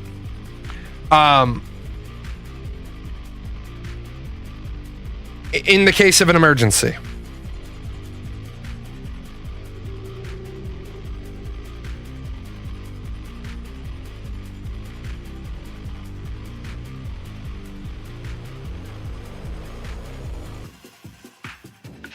So if the person has a problem in their unit, if the contract is written that you have access between this hour and this hour, and they say, I'm not allowing you access, you say, that's great that you feel that way, but we're making entry.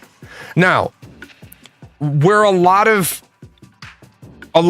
rental contracts are wrong is because they're written in verbiage that says management reserves the right to enter, but they didn't write it as management reserves the right to grant entry. And again, this is where you get a lot of the people that haven't paid a lawyer. They've just bought a landlord's kit. If your person comes home and there's a vendor in the house, they weren't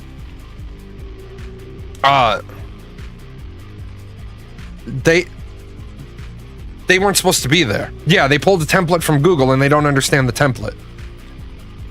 My apartment buildings say management reserves the right to grant entry to any and all vendors as designated to complete specified or required repairs, maintenance, and services. They were given a notice, and if another of the same type comes in, we'll file for eviction. Yeah, and you have every right to, because they're denying your workman entry to the unit.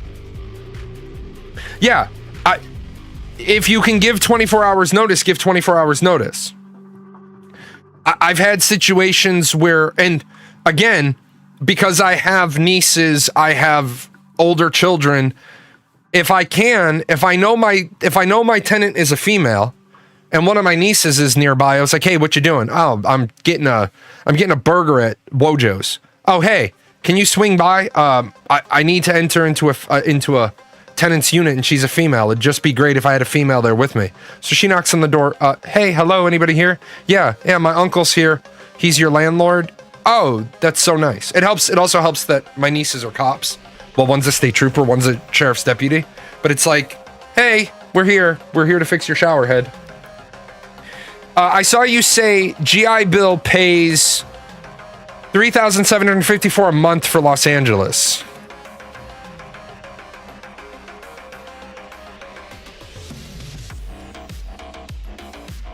The GI Bill pays $3,636 a month for Los Angeles. It's not, I don't know where you got 3754.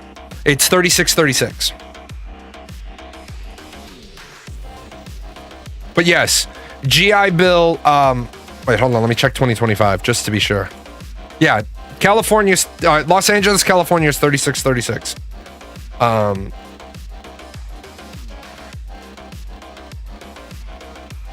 In my state, it would, for my daughter, if she starts using my GI Bill, it'll be about $1,500 a month, give or take,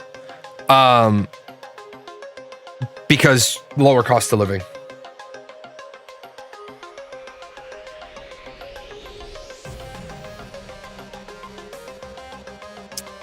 It's just people thinking that they're renting, they control the walls around them. No, this is my property, I need to maintain it. Yeah, but see, the thing about the BAH, and I do want to, let's talk about that real quick. The thing about the BAH is that some people are confused. And I will be the first to say this. I don't like the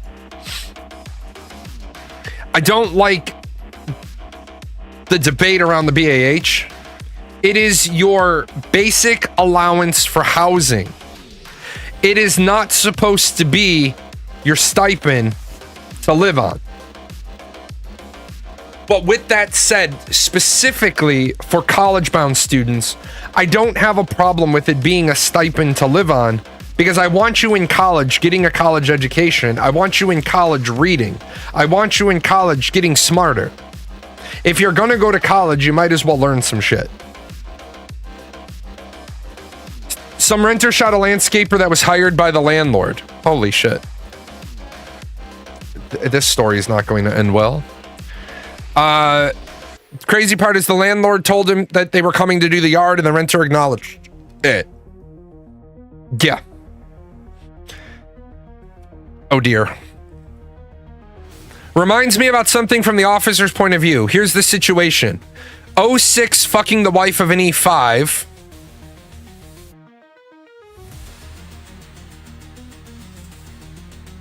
O6 fucking the wife of an E5 of a tier 1 operator in his chain of command.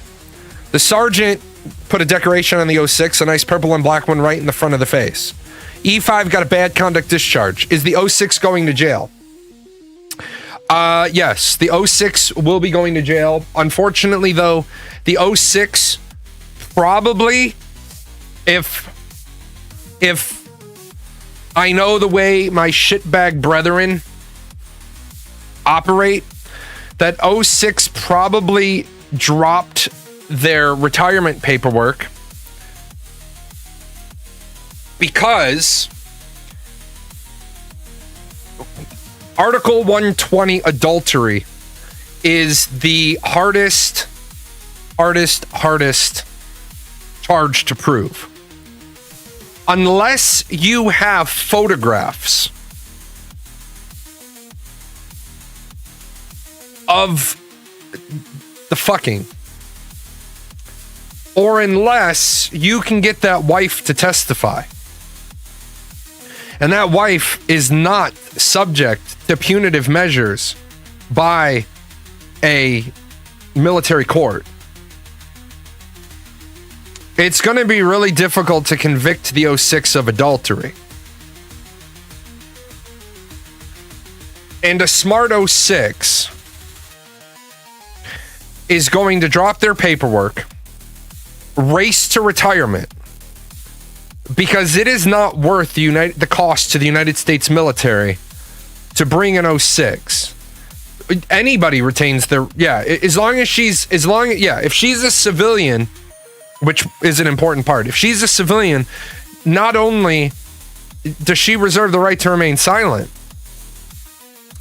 the military has nothing they can charge her with, so they can't compel testimony. Now, if the wife goes in and wants to testify, then the 06 he's fucking cooked, because the moment that the 06 is going to be charged with adultery, he's also going to be charged with conduct on becoming an officer. And if he missed even 1 minute of work time, he'll be hit with dereliction of duty. And they'll hit him with as many fucking things as they can. But truthfully, officers generally are afforded the opportunity to retire as to not bring discredit upon the Air Force. Or the military, I shouldn't say the Air Force. The verbiage came out automatically. Their officers are generally given the opportunity to retire, but they're also told you're retiring and you're not getting a government job and you're not doing speaking and you're not writing a book and you're gonna fucking, here's your check, fucking disappear. Go fucking wash windows or something. Tell me why we pay $3,000.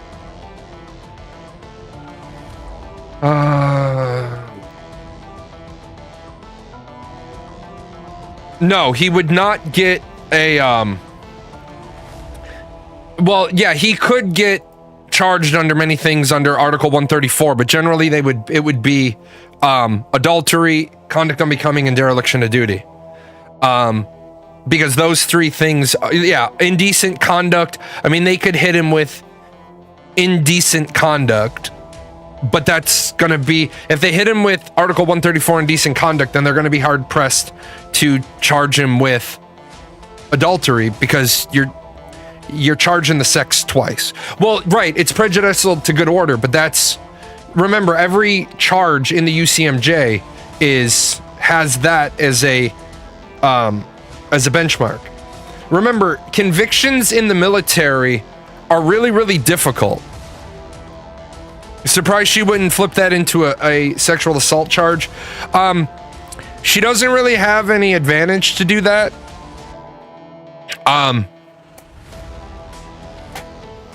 Because her husband has already popped the colonel and has already gotten his big chicken dinner. That would have been something that she might have done in order to preserve her marriage. But Article 120, adultery, the military does have their own judges. They do have their own courts. Interestingly enough, though, you don't want to be charged in military court because every charge is the equivalent of a felony. We don't have the equivalent of misdemeanors. When we offer you an Article 15, non-judicial punishment, that's the equivalent of a misdemeanor. If we are hitting you with charges, you're fucked. Most of the time, because of the threshold set by the UCMJ, if you are offered an Article 15, you are generally it is generally in your best interest to take an Article 15 if it is offered to you, because the standard of proof for the Judge Advocate General, and I break, let me insert something here. A commander cannot give an Article 15 unless JAG says you can give an Article 15. The Judge Advocate General does not allow a local prosecutor to offer an Article 15 unless the prosecutor has already demonstrated to the JAG the strategy for how they will win at the court-martial. Because the Article 15 is non-judicial punishment. It is meant for a way to save yourself, but you have an alleged offense. I'll throw an alleged offense on here. And then the process is we offer you an Article 15, which is non-judicial punishment. If you take it, you're done. If you don't take it, 99% of the time, you're going to a court-martial. Yeah, Article 15 will never follow you to... Well, no. An Article 15 can follow you to the civilian world. It won't follow you as a civilian conviction. Because for a short time period, you can get a... your Article 15 can come with less than honorable or other than honorable discharge. It cannot come with bad conduct discharge. The big chicken dinner only comes with a court-martial. Now, if you get a less than honorable, I believe, I don't have my manual anymore, I gave it to a lieutenant. I believe 2 years after getting a less than honorable discharge, unless specified, you can apply to have it upgraded to an other than honorable. And other than honorable, since most people don't know, other than honorable is administrative. For example, you got an other than honorable discharge because you refused to take the COVID vaccine. You didn't get an honorable discharge. You just got an other than honorable. Some people say, well, it's other than honorable, it must be dishonorable. Nope, dishonorable discharge is at the bottom. Honorable, other than honorable, less than honorable, dishonorable. Less than honorable is what you don't want on your record. Yeah, less than honorable can be upgraded to other than honorable. I believe it is 2 years, unless otherwise specified, that you can ask for it to be upgraded. Yes, and other than honorable is just general without honorable or general with honorable. No, other than honorable is just other than honorable.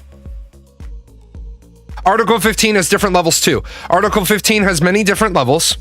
Article 15 is... the level penalty is based on the presiding officer who is on the G series orders, who is going to be rendering judgment against you. So, for example, I had an ass clown when I was the acting commander. Well, I wasn't the acting commander. I was the commander. I just wasn't on... I hadn't been change of command to me. My commander broke his forearm. And for a period of time, I was the commander. I was the acting commander is how they get away with a lieutenant being the commander. But I had already sat down with my group commander and said, I will run the day-to-day operation, but the deputy group commander needs to be on the G series orders for the squadron. And my 06, who's my mentor, he said, that's interesting. Most people would jump at the chance to be on G series orders. I said, I'm a first lieutenant. I can basically give punishment to airmen, E1s, 3, 4s. The worst I can do to an E5 and E6, as Article 15, is give them a letter of reprimand. And the worst I can do to a senior NCO is give them a letter of counseling. If the lieutenant colonel is on G series orders and somebody fucks up, he can drop a hammer on him. And somebody fucked up. And while they're presenting themselves, you could see on their face that they thought they were going to be reporting in to the lieutenant. And as they came around the corner and reported in, I think they shit themselves because there's the lieutenant colonel sitting in the chair. And they knew, oh fuck. Do I think that Congress... Oh, if Snowden was apprehended, would he face military court or regular federal court? The only individuals that can face military court are sworn members of the military, and in very rare situations, civilians who are operating on CED orders and simultaneously are G series leaders, because then they are effectively military. That happens very, very, very, very rarely. Being a civilian on G series orders isn't that rare, but being a civilian on G series orders also operating in a contingency area is very, very rare. Very, very, very rare.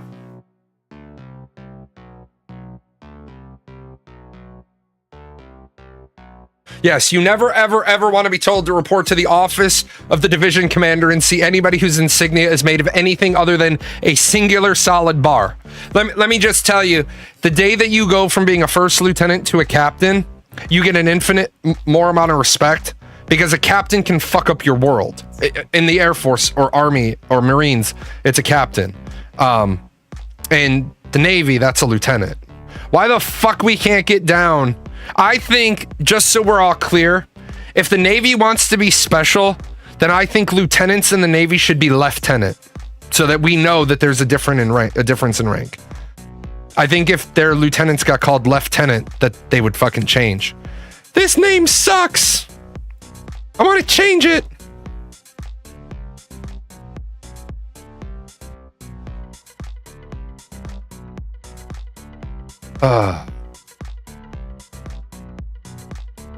Oh my God. We had a guy who thought he was getting 45-45 for a second alcohol-related incident in a period of 5 years with destruction of government property. One of the people that I went to tech school with had a drinking problem and ran over an ATM with a deuce and a half. All right, we're going to go a little saucy. Again, I do apologize. I don't have a full show planned. I got a new phone though. And this is not a sponsored plug, but if you're a Verizon subscriber, Verizon is currently running a really good deal where you can get your phone on a 3-year contract for absolutely free. It has a screen. Yes. It has a screen. New phone, but nothing is on it yet. It literally sends texts. All right. I don't know any of your racial makeups, so I'm not trying to offend any of you, right? I'm not trying to offend any of you, but I want you and I want you to listen to this, because this video is reminding me of just the fucking stupid racism in our country. Did Whoopi Goldberg just say on The View that being black in America today is worse than living in Iran? Today? Has she lost her mind? Like, is Whoopi not well? Like, Whoopi, like, why would you even say something so stupid like that? What's going on with you? Black in America today is nothing like what it was in the past. Yes, in the past in America, it was fucked up to be black. But right now, today, it's It's pretty goddamn good, gotta be honest with you. Whoopi was on a View making it seem like black people are currently going through slavery like right now. Like, what the fuck is she talking about? Whoopi, you are a rich black woman in America who has achieved the American dream. The only problem that you have in the morning is deciding which part of my giant mansion staircase do I want to walk down this time. The left or the right? Oh, I haven't walked down the left in a while. I think I'll walk down the left this time. You and everyone up there on The View is so far removed from the struggle, it's laughable. Like, you have no idea what regular, everyday people have to go through in this country right now. Whoopi, what you should do is just come out and just tell the truth and just be honest. Say, look, I am so far removed from society. Me and the rest of these hens up here talking, we have no idea what the fuck the regular person is dealing with in society today. We're rich as hell. We live in a giant mansion. Like, we are so far removed from y'all. We don't know what y'all go through, and that's really the bottom line.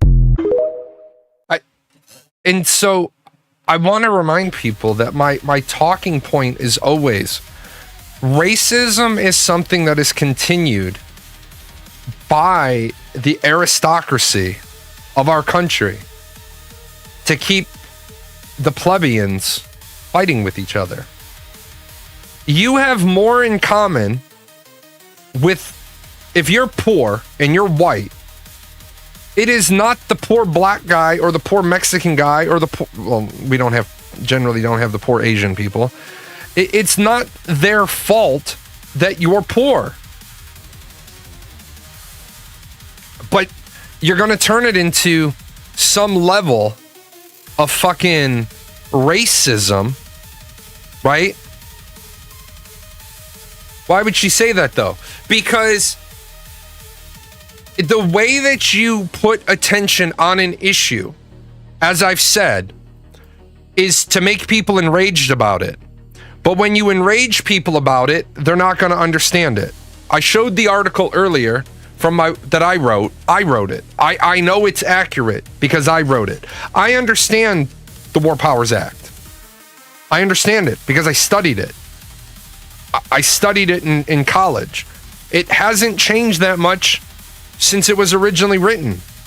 Democrats are saying what Trump did over the weekend or last Friday was illegal. Why? Because he didn't follow the law. Which law? The Constitution. Constitution has nothing the fuck to do with what you're talking about. Yeah, it's rage bait. It's rage bait. And the problem with rage bait is that most people can't control their emotions. She probably has people in her orbit who would correct her. There's no way she wouldn't know how crazy that statement is. I don't know if you know, like, really, really rich people. Really, really rich people, their orbit doesn't correct them.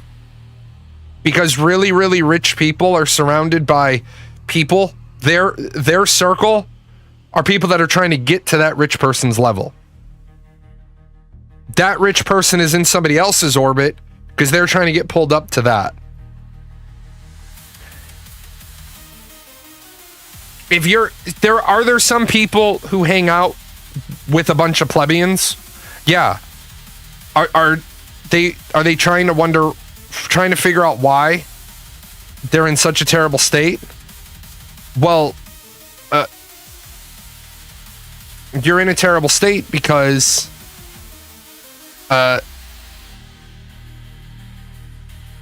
you're hanging out with people that aren't bringing you up. Someone is getting fired because she will get hate from that statement. Yes, she will get hate from that statement. But you know what? Because we deal with sensationalist media, she will get hate from that statement. But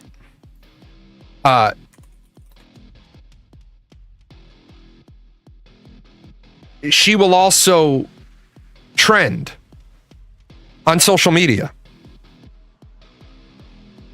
And because she will trend on social media, she will make money. And that's what is absolutely just so fucked up about the world we live in. Social media, never mind, I forgot how that works. You're right. And this is where, and again, I have a lot of respect for Asmongold in the gaming industry. And I have a lot of respect for him when it comes to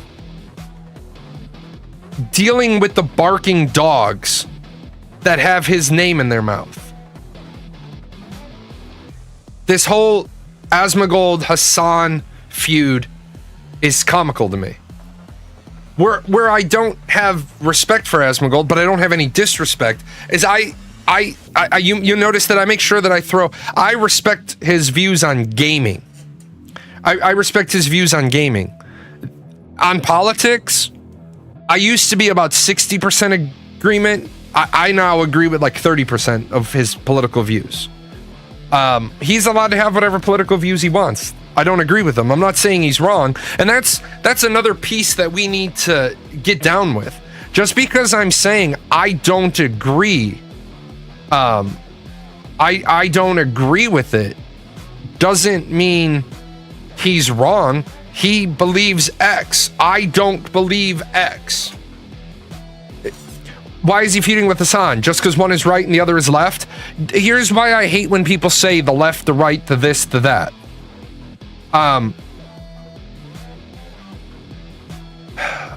There is no right and there is no left. You can't be, and here's why I know that you can't be left and you can't be right. 1/8 of the world's population is Catholic. I'm not even going to count all the Christians. I'm just going to say 1/8 of the world's population is Catholic. And according to the way the chart works for the left versus the right, a Catholic cannot be involved in American politics. It is impossible. Because if, as a Catholic, you believe in certain freedoms and certain restrictions. You believe in certain personal freedoms and certain organizational restrictions. But the way the left and the right works is they deal in absolutes. If you believe in organization, you're of this party. If you believe in freedom, you're of this party. If you believe in personal choice, you're in this party. If you believe in sacrificing of liberties, you're in this party. If you believe in abortion, you're in this party. If you believe in if you believe in the sanctity of human life, you're in this party. The problem is I've just listed a bunch of categories that Catholic has to be over here, Catholic has to be over here, Catholic has to be over here. So how does that work for anybody else? The left and the right is bullshit because it's once again a dichotomy of division. It's dealing with absolutes. And I don't want to deal with absolutes. I want to be free to have an opinion about one thing, and then I want to be free. Wouldn't it be nice if there was a more central party? You know what would be nice? If there was only one party, and then the members of that party formed different caucuses based on the issue at hand, right? Because the moment that you have more than two issues, you need more than two parties, right? You have issue one. Party A, Party B. Issue one, I'm pro. Issue one, I'm against. Issue two, I'm against and I'm pro. Well, wait a minute. I'm pro issue one and I'm pro issue two.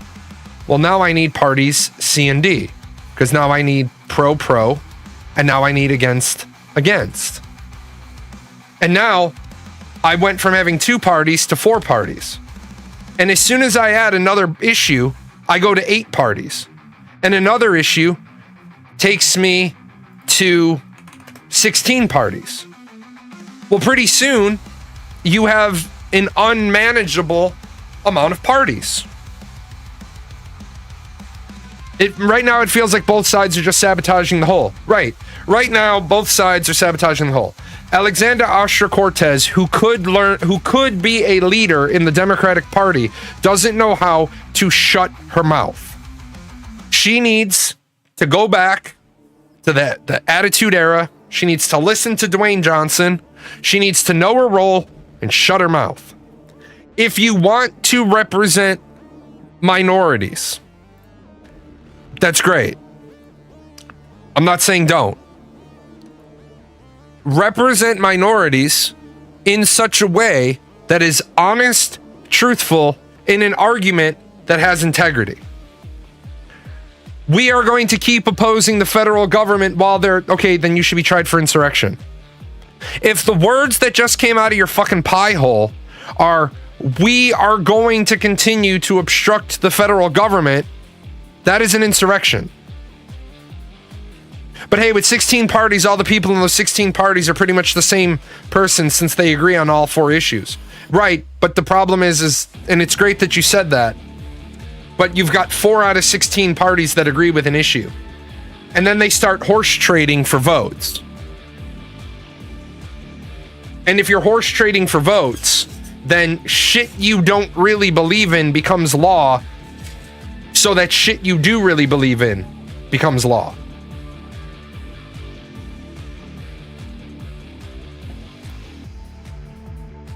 I'm a member of the House of Representatives from California, where they don't burn coal and they don't burn oil.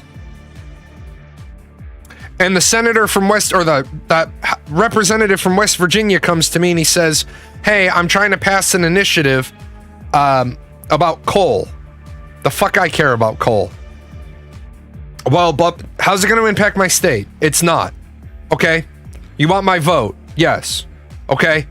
Then I want your vote on solar panels. And the representative from West Virginia says, well, I don't give a shit about solar panels. You got my vote. We're trading votes. Notice that we're trading votes. We haven't talked about the issues at all. The question asked was, how does that how does that impact me? That's not a good how does that impact the country? How does that impact the voter? How does that impact the budget? How does that impact the trade deficit? How does that impact? No, it's just about I need to win re-election, so I got to have a big win. Well, there's so many problems with the way that our country works. What if every single bill was voted on, and every single bill needed to be voted on its merits? And it needed to be voted on its merits, and it needed to have a line of funding. We're going to vote on this, but before we can, what we're going to do is we're going to say, how are we going to fund it? And that would be a really great way to stop a lot of bullshit bills from even making any progress in the system. And what I mean by that is, imagine if it was June and we don't have a budget. Well, we're voting on, no, we're not, because we don't have a budget and we can't fund anything.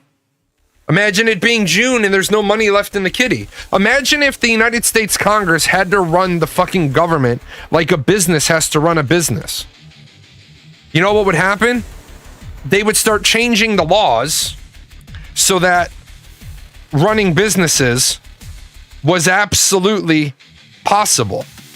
Because if you haven't, is that thing done yet? Is the big beautiful bill done yet? No. Is the budget done yet? No.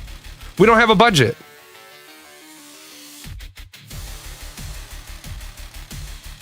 No, it's because they signed a continuing resolution that takes them all the way to 30 September. The budget, the fiscal year 2025 will 100% be on a continuing resolution, which is bullshit. Yeah, we go and continue. You want to talk about changing the law? Congress should not be allowed to conduct any other business until there's a budget passed. Congress should be, by Constitution, considered out of session every day that they don't have a budget awaiting the president's signature. Which means the president would get all of the freedoms and all of the authority granted to him when Congress is not in session. If Congress doesn't pass a budget within 3% of the GDP, then every sitting member of Congress should be ineligible for re-election. And if you changed it to that, I promise you the budget would be done. And not get paid when they're not in session. Exactly.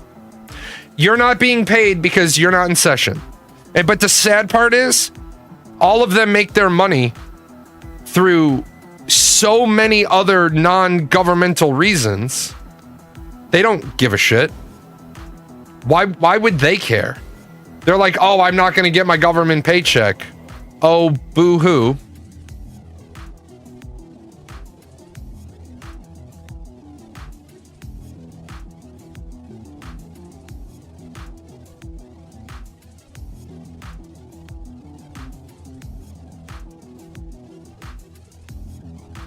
They make their money through insider trading. You're not wrong.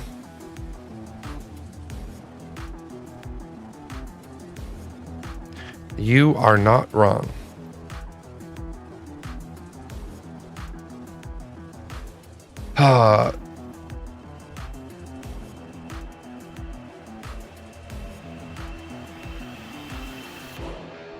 So, I am not worried about Trump, honestly.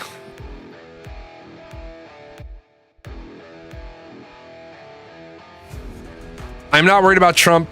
I am worried about what is going to come next. Very worried. Like, can we keep getting more and more radical each election? I do agree with you. We are at a tipping point in American society. If you're not aware, we are at the precipice of another civil war. And everybody that says, well, there'll never be another civil war because nobody would want to fight the military. What you're forgetting is that the military is divided among 50 states, and several of these governors have very large national guards, and you're assuming that individuals wouldn't. First of all, you're assuming that the military would automatically ally with the president, and I don't think that is 100% going to be the case. I think a lot of people would rally against the president. There are political assassinations, the whole Tesla burning thing. I don't even want to know what's next. Here's the sad part while I take a quick break. What has happened isn't even the worst. I'll be right back.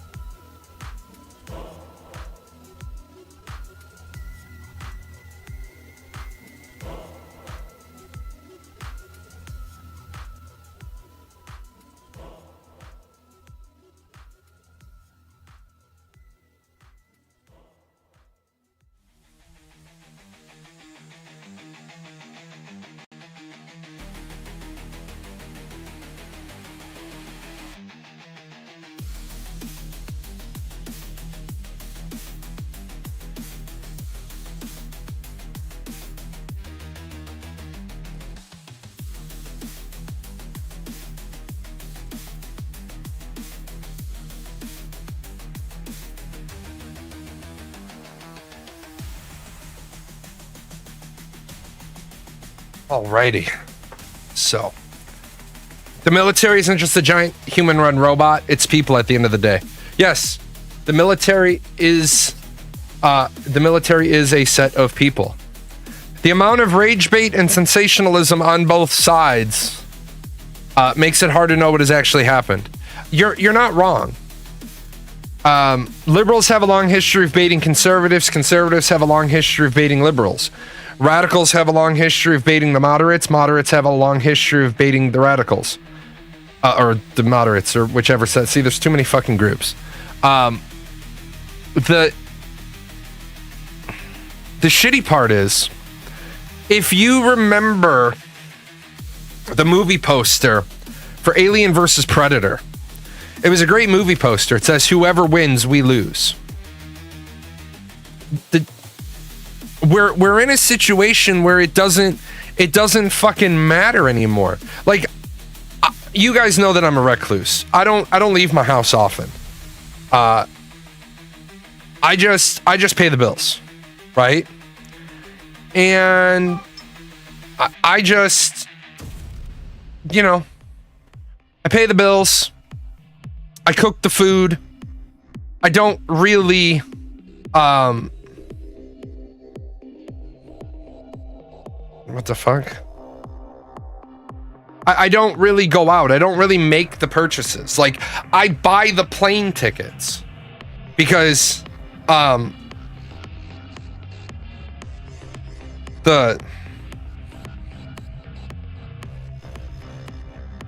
on, 1 second. My cart is being ridiculous.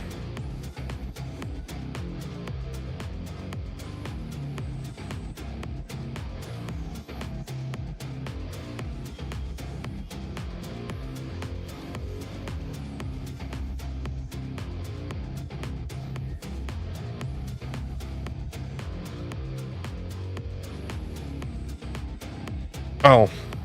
Oops, I hope I didn't just fuck them up at the store. They must have. They must be at the store. Oh well, the guy's gonna be at the store. He's gonna be trying to figure out what the fuck just happened. I got an alert that there were changes. I thought it was left over from this morning. I didn't realize the time. My spouse was probably getting her new phone. I feel like things were chill before Trump. When did Obama bait conservatives on the regular? Feels to me like Trump caused this divide. I'm going to ask you a question, and it's going to be like you're going to be on the hot seat right now. Why are you blaming the president and the other president and only talking about the president? The political system is made up of a lot of people. Conservatives bait liberals all the time. Liberals bait conservatives all the time. Just because the president doesn't engage in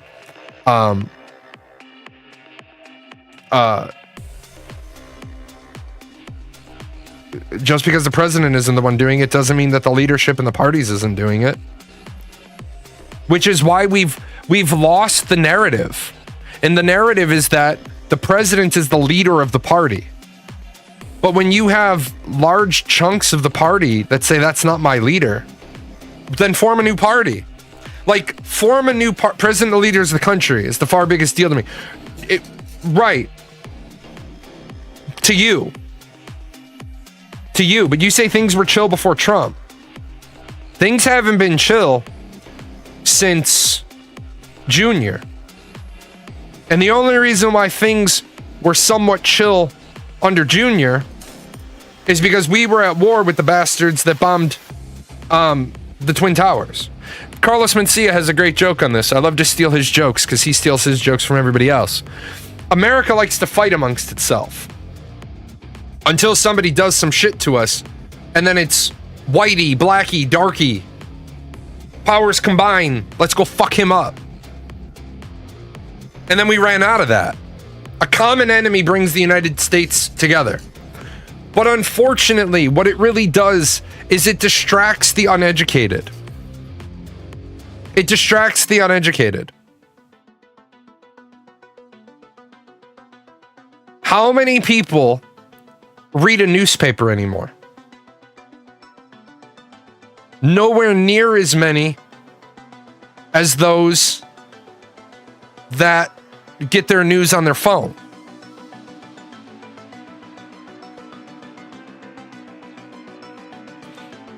What's the problem? The news lies anyway. The news doesn't always lie. The news doesn't lie. But we don't have news anymore. We have opinion editorial.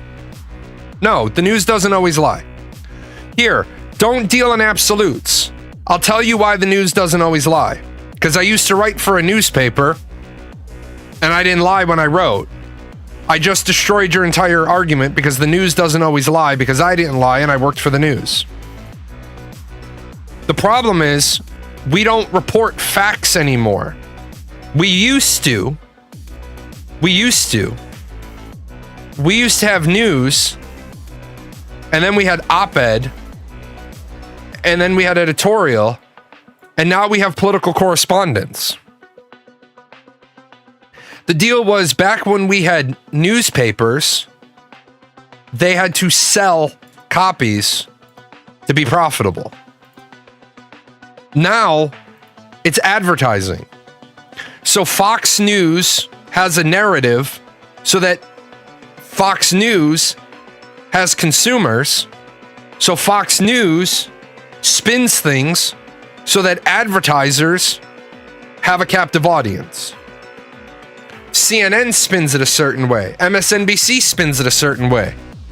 They spin it the way they do. And in the movie or in the TV show The Newsroom, he brings up a great point. What it is that the NEA accounts for a penny out of your paycheck, but he gets to hit you with it anytime you want. If liberals are right, why do they lose so goddamn always? And it's a great scene because what he's saying is that the news can spin it, and even if you're right, you can get hit with it all the time. But we don't have news anymore. We don't have news. We don't have notable events in the reporting of notable events with facts. It's like the guy that came in here at the beginning of the show. If I don't live in California. I don't fucking live there. I'm never going to live there. I plan on going to California all of once in my entire life. For the remainder of my life, I plan on going there one more time, and it's in 2 years. It's not even in 2 years. It's in less than 2 years, and it's to go to Disneyland and Universal Studios Hollywood. Right? That's it. But when you come in and you start telling me bullshit, like the sun isn't a readily available source for power, and then you want to be, when you project, be like, oh, you're doing word game semantics. Yes, because believe it or not, when I'm the only person with a microphone, everybody else has to engage in text-based discussion. And when you tell me I need to get a dictionary, I could have hit the guy with the dictionary, but I wanted to try to turn the iceberg. But when you tell me to get a dictionary and I can bring the dictionary up on the screen and you don't know what the fuck the words you're using are, then I lose you. I lose the teachable moment.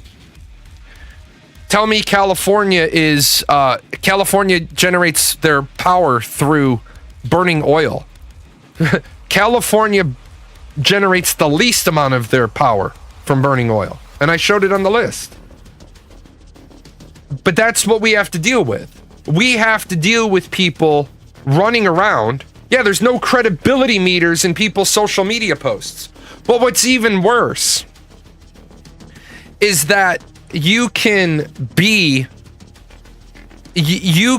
completely wrong. But if you're charismatic, you can be completely wrong and build a following that becomes dangerous. You're completely wrong, but you're saying the right things to the right people. It's crazy how when you go back and watch Obama-Mitt Romney debate compared to how things are now, it's sad how hostile things have become. You know why things have become so hostile, Ponzini? Because somebody along the line changed the Constitution, didn't even change it, just, the person who gets the second number of electoral votes is supposed to be the vice president. And that was designed intentionally to stop this very thing from happening. J.D. Vance, Kamala Harris, they have important votes in the Senate to break ties. If Donald Trump hadn't been such a fucking clown and the Constitution hadn't been changed, then what would have happened is that Biden would have been the president and Trump would have been the vice president. And I don't remember what the number is. Is it 21? How many times did Kamala Harris break a tie? Might be 21. Might be more. Maybe 21 was a big celebration because it was the most. I don't know. I don't remember. But Donald Trump then would have been sitting there. Hey. Truthfully, I'm 100% behind the idea that the person who gets the most electoral votes is the president. The person who gets the second most amount of votes is the Speaker of the House. Because the Speaker of the House, by Constitution, does not need to be a member of the House. That way, the person who's running for the executive, can that second be the same party? Well, you could, but it wouldn't work the way you wouldn't want to do that. I mean, no, primaries don't rule that out, because you can run as a Republican, not get nominated at the primary, and then run as an independent. The reason why you generally don't, though, is because can a previous president that served 8 years run as vice president? No. In order to run as vice president, you must have all the qualifications required to be president. So no, Donald Trump cannot run with JD Vance as his vice president. Now, even if you wanted to make the argument that he could, blah, blah, blah, what would happen is, in the line of succession, if JD Vance resigned, Donald Trump couldn't become president, because he'd already been president. He'd already been elected twice. And the way the 14th, is it the 14th? My brain.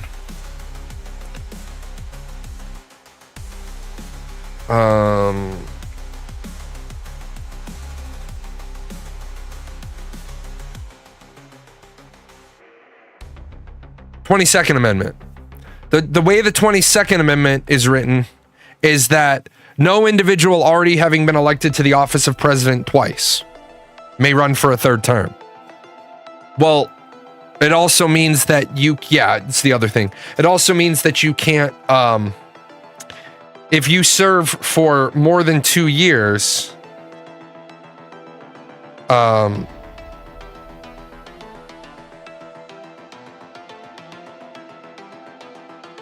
if you've served for more than 2 years, can they still be senators and stuff? Yes, they, in theory, can still be senators. However,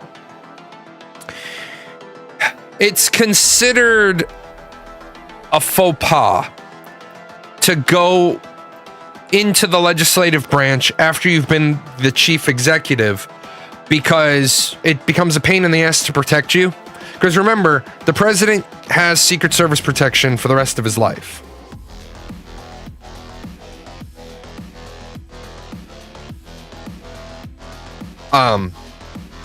With that said, though, Donald Trump does not deserve a Nobel Peace Prize. Donald Trump causes more conflict than, like, pretty much anybody else causes conflict. Donald Trump isn't exactly doing shit to make the world better. Also, for all the people that say, well, Donald Trump didn't start any new wars when he was president the first time. Really?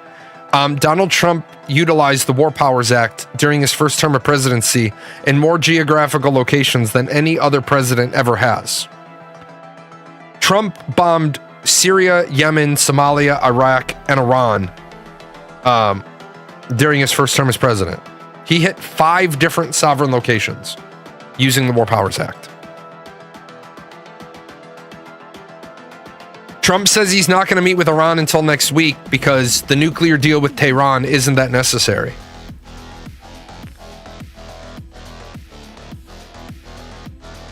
I think a lot of people are missing the punchline here. That was wars others started. Sounds like he finished wars others started. No, it doesn't sound that way at all. Let me help you out from a person who was serving in contingency operations in the United States military while Trump was president the first time. No, we've never started a war against Yemen. They've been in a civil war since 2014. We elected to hit terrorist organizations that we didn't hit under Obama. So, if you say that was wars others started, which exact targets in Yemen did the Obama administration start with? Because remember, if you're going to try to jump back to Junior, which you can, Obama had 8 years. Oh, what about Syria? No. What about Somalia? No. And I'm not saying, like, here's the thing. You responded with like that was wars others started. What war with Somalia did we have? What war with Iran did we have? And we've had peace with Iraq for years. So when you say didn't start a war, that's like saying a Formula One car is fine in the streets since they have regulation muffler. ISIS, you say that was wars others started. When did we declare war on ISIS? That's a legitimate question because I don't have that citation on my dress uniform.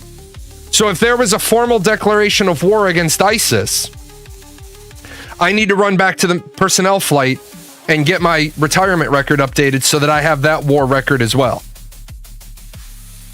Because ISIS, wasn't there a blanket war on terrorism? There was a 2001 authorization for the use of military force that was later rescinded.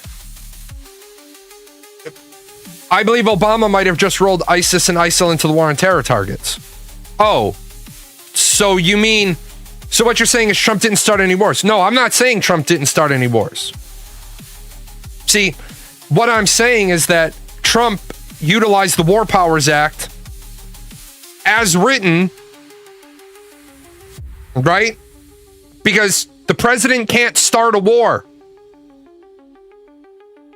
He doesn't have the authority. The only people who can start a war is Congress. Which is why I'm so fed up with people who haven't read the War Powers Act, who don't understand it, who want to defend one party or the other party. Both the Democrats and the Republicans are guilty of abusing the War Powers Act. They're both guilty of it. No president who has ever enacted the War Powers Act has followed the conditions of the War Powers Act. But Article 1, Section 8 gives Congress the power to declare a war. The War Powers Act gives the president the authority to execute military action. But when somebody says Trump didn't start any wars, you're right, he didn't start any wars because he can't start a war. But Donald Trump hit more military targets in more geographical locations than any other president since 1973 using the War Powers Act. That's just a fact. See, that's the news. That's the historical, there's no debate. Because here's the presidents, and here's what they hit. Ford hit one place, Reagan hit 3 places, Senior hit 2, Clinton hit 3, Obama hit 1. Now, Obama was still operating under the 2001 authorization for the use of military force. So that's why he didn't have to. He didn't have to use the War Powers Act in anywhere but Libya. Trump hit 5 and Biden hit 3. You'll notice that Junior's not on the list. Junior never had to invoke the War Powers Act because all of his actions were under a different law. So that would mean Obama, Biden, or Trump started wars, they just bombed places. Correct. That's exactly what it means. Because the president can't start a war. No, that's not starting a war as an aggressor. It gets into a really, really difficult, murky, gray area. But technically, if the president wants to put military assets in another country for a term greater than 60 days of operation and 30 days of withdrawal, he needs a declaration of war, even if another country has declared war on us. Now, I don't think the United States Congress would ever sit there with a thumb up their ass if somebody declared war on us.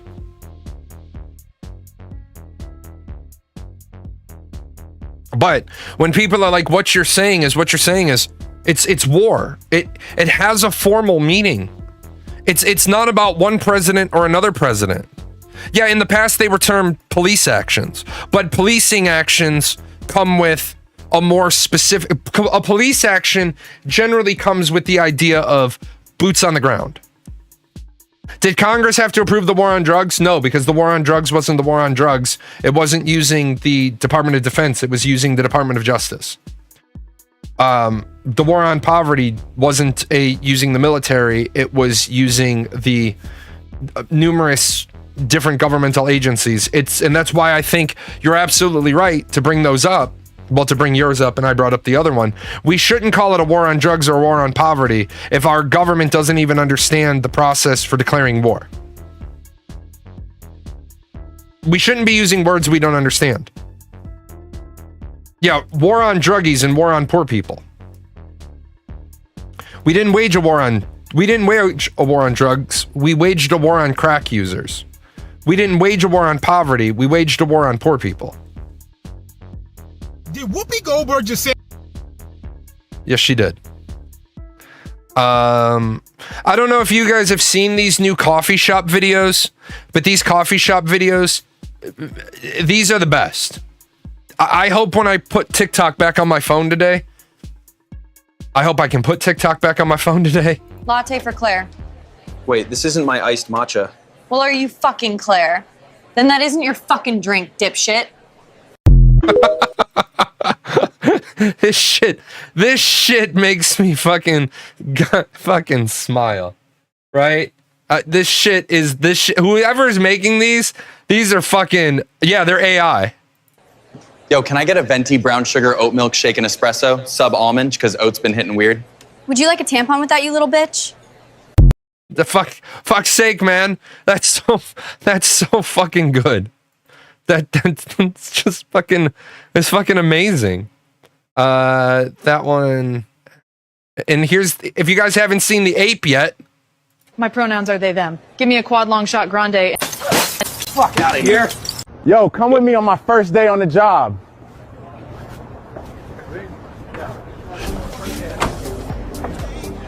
What can I get you? Like, this shit's fucking, someone's finally using AI, right? He has a lot of, he does. He has a ton. And that gets people's attention, but also My pronouns are they, them. this one, this one, I pulled it for the other day's show. It just makes me smile so much. Where is remember I say you ask people a question and they don't want to answer the question. They want to answer all the other questions. This one's great. Hey, I ordered a part. Great, what's your name? Yeah, it's for an 07 Chevy. Sick, what's your name? Yeah, Rich ordered it. Dude, why the fuck are you answering questions I'm not asking? Have you had this problem as a customer service, a retail, a frontline engagement? Hey, I ordered a part. Great, what's your name? Yeah, it's for an 07 Chevy. Sick, what's your name? Yeah, Rich ordered it. Dude, why the fuck are you answering questions I'm not asking? Like, that is the fucking bane of my existence. And it's become worse and worse and worse as I do CPI work for companies. And then I look at the company and I say to myself, you know what? I've asked you like 5 questions and you won't answer the question that I'm asking.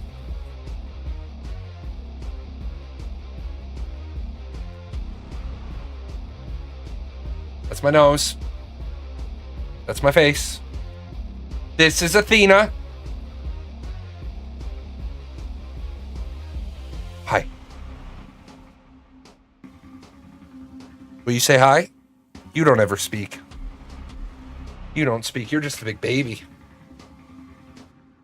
She's sitting on the ground because I was oh, look at the sweetie. I was gone this morning getting the new phone, so I didn't have my morning break. She didn't get her morning pats. And you can definitely tell she's upset about the no morning pats. I find it's by them asking a question they think you're asking or they don't want to answer. Always seems to be one of the two. Well, yeah, and that's the problem. You ask a question and they're answering the question you think they're asking. Yeah. Don't answer the question you want to answer. Answer the question I'm asking. When you say to like one of the members of Congress, have you read the Constitution? I know what the Constitution says. Bitch, that's not what I asked you. I asked you if you have read it. I asked you if you have read the Constitution. Because if you say, yes, I have, then I'm going to say to you, you have read it. When did you read it? When did you last read it? Have you, the disingenuousness of politicians is unreal. Let me see if I can find this real quick.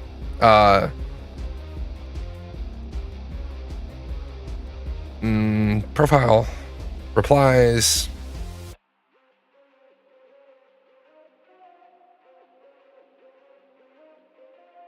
Hold on, I think I might have gotten it.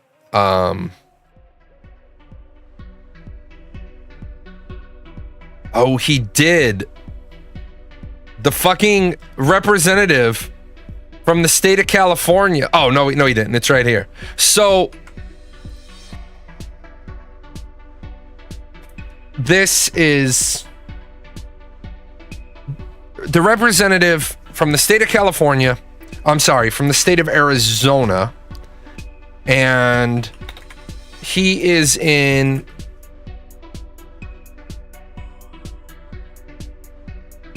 86401. He is in Kingman, Arizona. He is in Kingman, Arizona. And I will show you that the median listing price in Kingman, Arizona is $300,000. The median sold price is $261,000. So those are really important numbers. Really, really important numbers. What he did was in this spin that he's putting on that the Fed is screwing everybody, he listed the sample house at $425,000.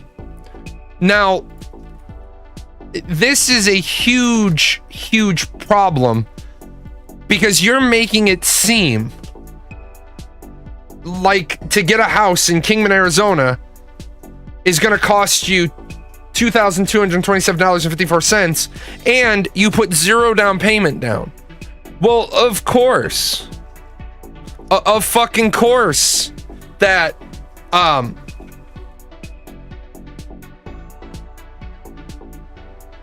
your payment's going to be through the roof if you're doing a $425,000 house. Yeah, it's $163,000 more. Now, 7% is accurate. I did vet that. I did vet that. But what I want to show you is that if you actually price the house the way you should price the house, look at the fucking difference between what the person's going to pay.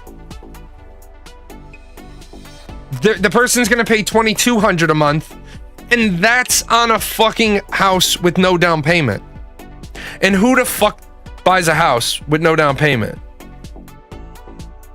What I said, and you always notice that these congressmen, right? These congressmen haven't read the fucking Constitution. You want to blame the Fed. VA home loans, don't count VA home loans in that, and here's why. Because only veterans can get them, and veterans earn that right. Also, what people don't realize is that VA home loans do have a down payment. Your first one has no down payment. Your second one has 1%. Your third one has 2%. Your fourth one has 3%. The more times you use the VA home loan program, the higher your percentage is. But it's not fair to include the VA home loan program because only veterans can get them. Now, my wife can get it and I can get it. We're only buying one more house in my lifetime. So, but if we had to buy two, we could bounce the 0% down payment once for her and once for me. But here's where Congress pisses me off. You base your home at $425,000. The median home price in that area is $286,000. Any reason why you're overestimating home values by over $125,000? You want to know why interest rates are so high? Because we ran at a deficit of $1.8 trillion. Right? Maybe if Congress could pass a balanced budget things would be better. You know, a budget where 13 cents out of every dollar wasn't going to interest to pay on the national debt. And I want to refer to why so many people don't understand. Like, so many people will become economic scholars on the national debt. But let's just watch one example of a person who has no idea what's going on with money. I think this is it. Nope, that's not it. I think it's this one. $22 an hour. What's the scoff? I literally can't believe people show up for $22 an hour. Do you show up for $22 an hour? Yeah, but I don't want to. But you do. Why are you calling out other people? You do. Right. It's just not. How many hours a week do you work when you show up? I'm supposed that you can't believe people do. I'm supposed to be there for 40 hours. I usually swing about 35. But I usually swing about 35 if it's supposed to be 40. Because I'm doing like my dog stuff on the side. I have. Oh, do you get paid for that? Yeah. Okay, if you get paid for that, then I mean it's fine. But $22 an hour, you're saying I can't believe people show up. Why the f do you have that job then? I guess because it's hard to find something more than that. I mean, if you don't have skills or resume capabilities or interview techniques, yeah. Well, I'm actively looking for more than $22 an hour. Well, I'm glad you look at the follow financial clips. Okay, you're for actively looking for more than $22 an hour. This is my big concern with the new generation. They have no idea what they're worth, and they have no idea what they're worth, and they don't understand that they're not worth more. We'll play another one because I love this guy. I love this guy. So, what is your stories. work experience? What can we turn into an effective resume? Okay, so from the time that I was 19 to 25, I was a contract coordinator for a real estate investment company, and I worked there for 7 years. So, and I was making so much money there. I was making $35 an hour. Why'd you change? I got fired. Why? Honestly, I think it was some petty shit. There it is. What? I mean, the boss was kind of like an old, groomy, weird man, and there was only two. I don't know what that means in that context. Is it internet grooming where they never use the word correct, or is it he didn't take care of his facial hair? No, like childhood grooming. Internet grooming where they never use the word correct. Sure. Okay. Okay. Yes, he was a creepy, weird man. Did he literally separate people from their entire support system from an underage way in order to take them away from their support system once they turned of age, and then slept with them, but they could never leave because they no longer have a support system? Did he literally groom them? Or are we just using that word because he was a little weird? It was a little bit less than how you described it. Okay, so let's not use words we don't mean. This isn't... Let's not use words we don't mean. Let's not use words that are hurtful. Let's not use words that are hateful. Let's not use words that are insinuating a crime. Let's not use words that lead a really sweet Twitch streamer and the founder of a movement that saves animals to unalive herself from all the hate and harassment she got. Let's not have a guy who hasn't done anything and you're accusing him of being groomy. But then let's not defend a fucking content creator who takes pictures in a woman's bathroom with fucking kids there and live in a society where this girl's behavior is okay to make accusations at her boss. But we can't say that a person taking pictures in a Disney bathroom is wrong, otherwise you're transphobic. This right here is a great example of what's wrong with our fucking society. Twitter, okay. Words have real world consequences. Stop being a sensationalist bitch. Gotcha. He was a weird man. A weird 4-year-old man. There you go. A real... Okay, so he was weird. Yeah.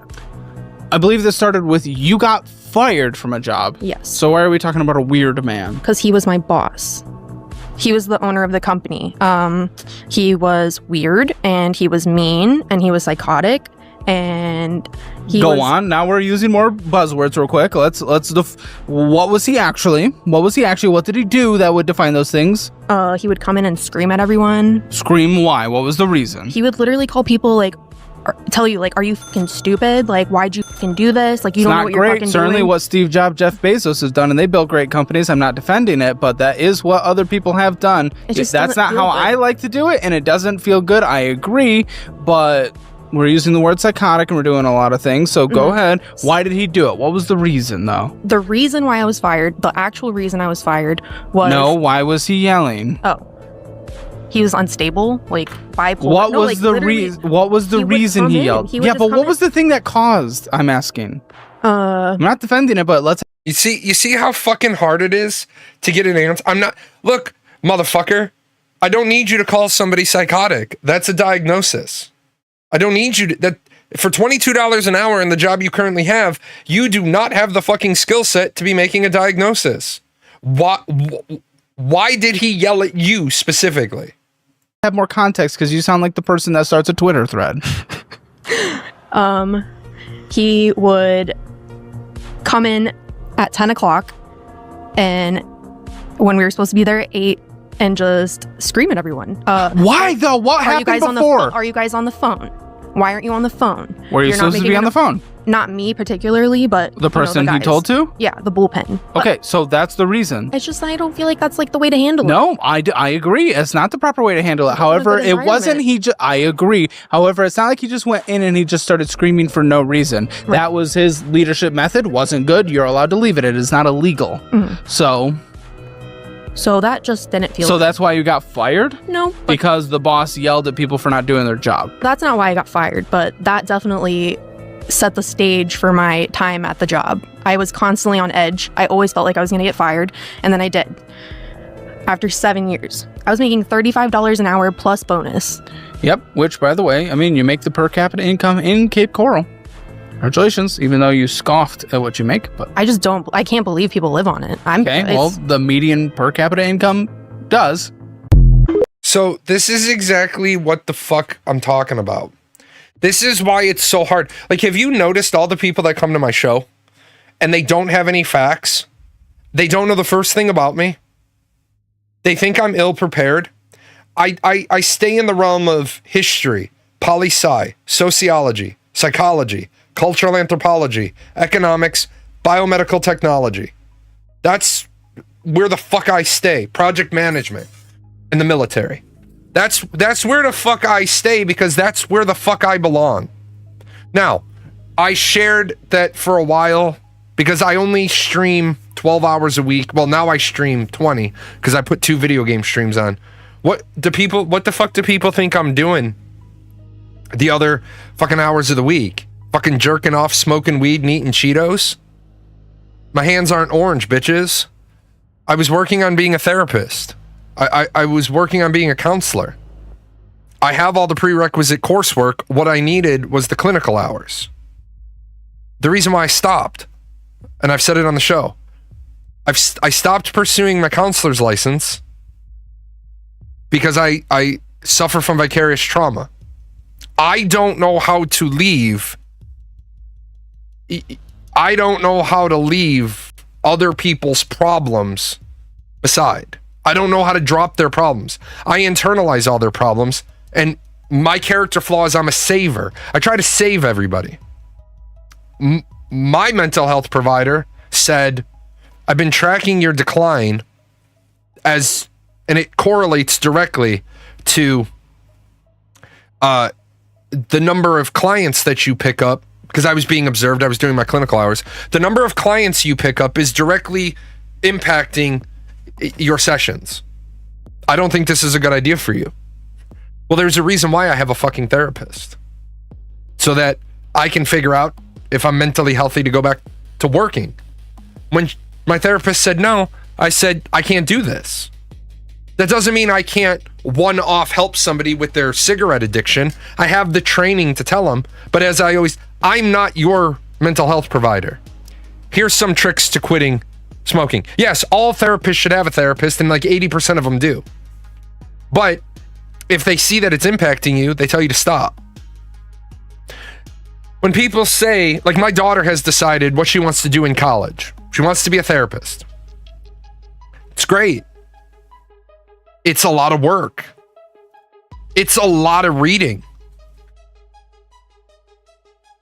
Where the fuck is it? Oh. Like, here's the other one. I have no idea. I have absolutely no idea where my diagnostic manual went. It's fucking here somewhere. This is the other one. You have to read both of these. You have to read both of these fucking books. Is that it? I think that's it. Yeah. Like, this is just one fucking set of reading material that you have to do. You have to know this book inside and out before you can give it to a patient, give them any work out of this. And this is fucking long. And then on top of this, even though I wasn't training to be a diagnostician, you have to fucking reference the DSM-5 and the ICD-11 all the fucking time because you're not the diagnostician. But you have to help the diagnostician because the diagnostician gets the person a couple of fucking 45 minutes every like three months. That's what insurances will pay for once the initial diagnosis is. We showed the video the other day of the girl complaining about within 2 minutes her provider gave her Prozac and she's like, can someone explain it to me?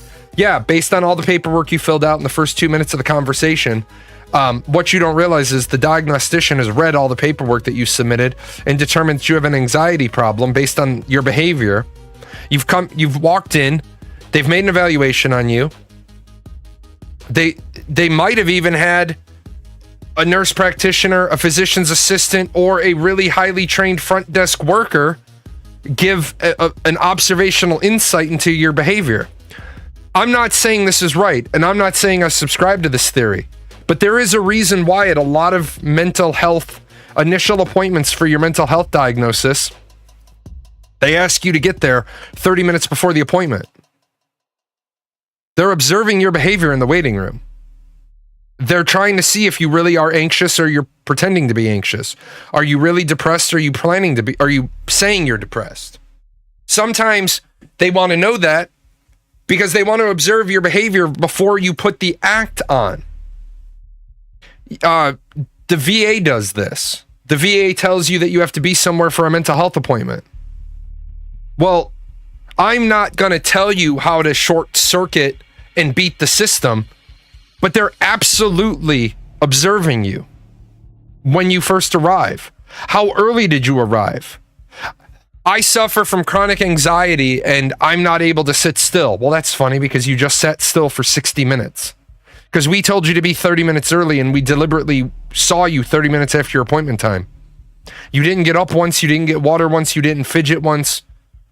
You're bullshitting that you have general anxiety disorder, which is why the VA doesn't award for general anxiety disorder, because it's easy to fake if you know how to fake it. But the girl was like, they talked to me for 2 minutes and they gave me Prozac. Do you know the doctor's qualifications? No? Did you go to school to do that? No? Do you understand the paperwork that they gave you? No? So either you want to take the fucking Prozac and you want to work the system, work the process, not the system. You want to work the process. Now, if the doctor gives you Prozac and he says, I'll see you again in 30 days, and he doesn't say the next piece of, in that 30-day interim, I expect you to find a talk therapy provider, or here's your Prozac. By the way, on your way out, the front desk will set you up with a provider. We have hours between 7 in the morning and 10 at night, or our last appointment's at 9 at night, but you will have to get in with a provider next week. Well, what happens if I don't? Well, I'm only giving you a 2-week prescription of Prozac. Because then you're going to go in and you're going to spend 75 to 90 minutes for your first appointment with a provider, and they're going to run you through a checklist. And it's funny, I saw Face say, "Oh my lord, can you imagine the personality it would take in order to sit there and watch a grown-ass man get off his motorcycle, come inside with his leather jacket with patches all over it, sit in your couch, literally weep and stay empathetic about it." You're right. It would take a special kind of person. There's also people that come in and they try to run the therapy session. As you can imagine, when my mentor, when my observer was behind me and somebody came in and tried to run the session, my supervisor would just stand up, walk up to me, tap me on the shoulder, and that, because I was still in training, that tap on the shoulder was get the fuck out.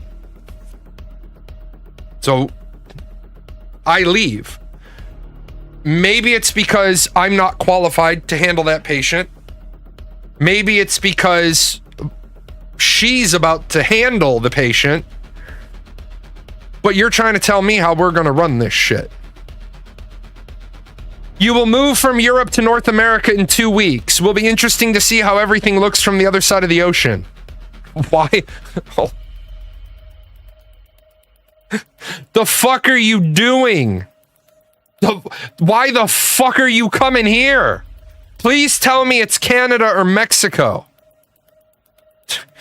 The fucking United States is a besieged castle.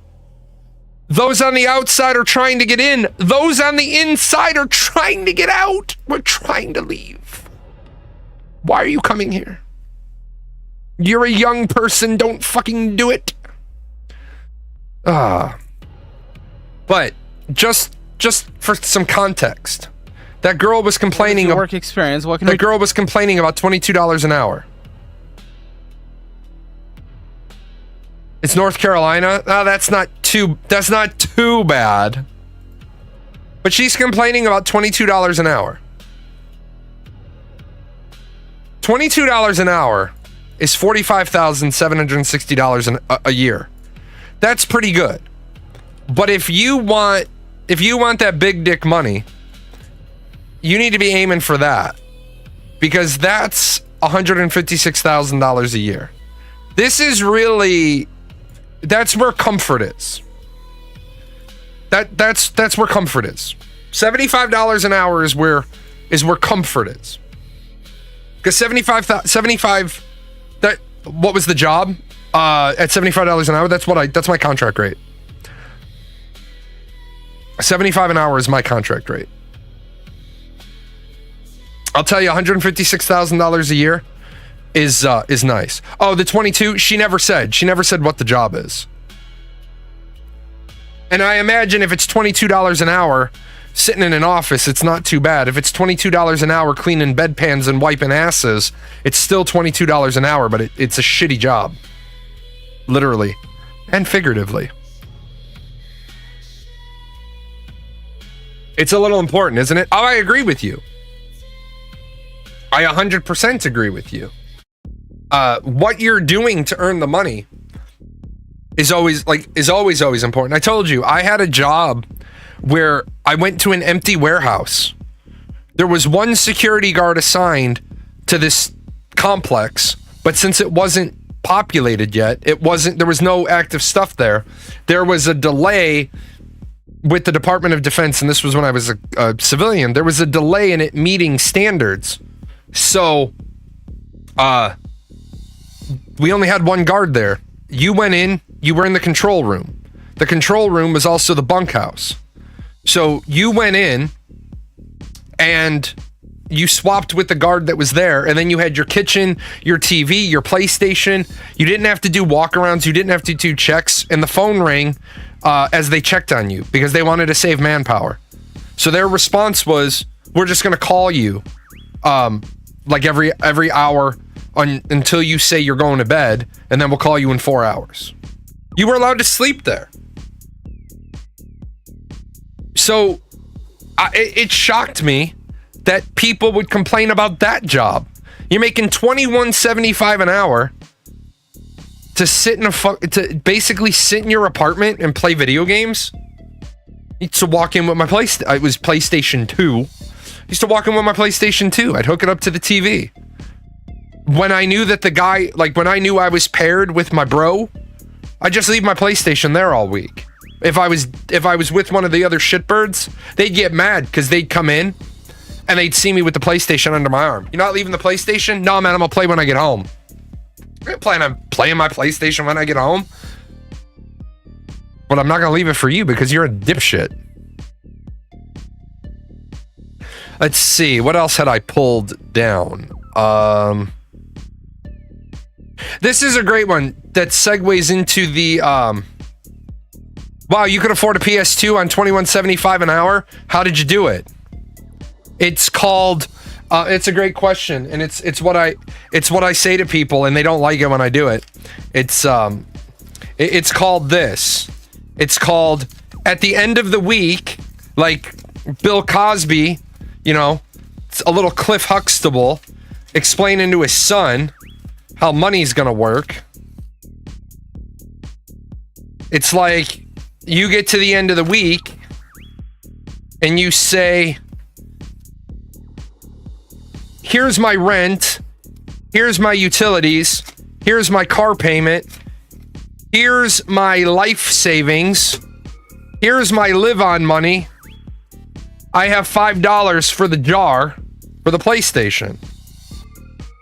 At the end of the week, when I get the next paycheck, if I still have $4 in my wallet, that $4 goes into the PlayStation jar as I pull the next 10 for the living expense or the fun expenses.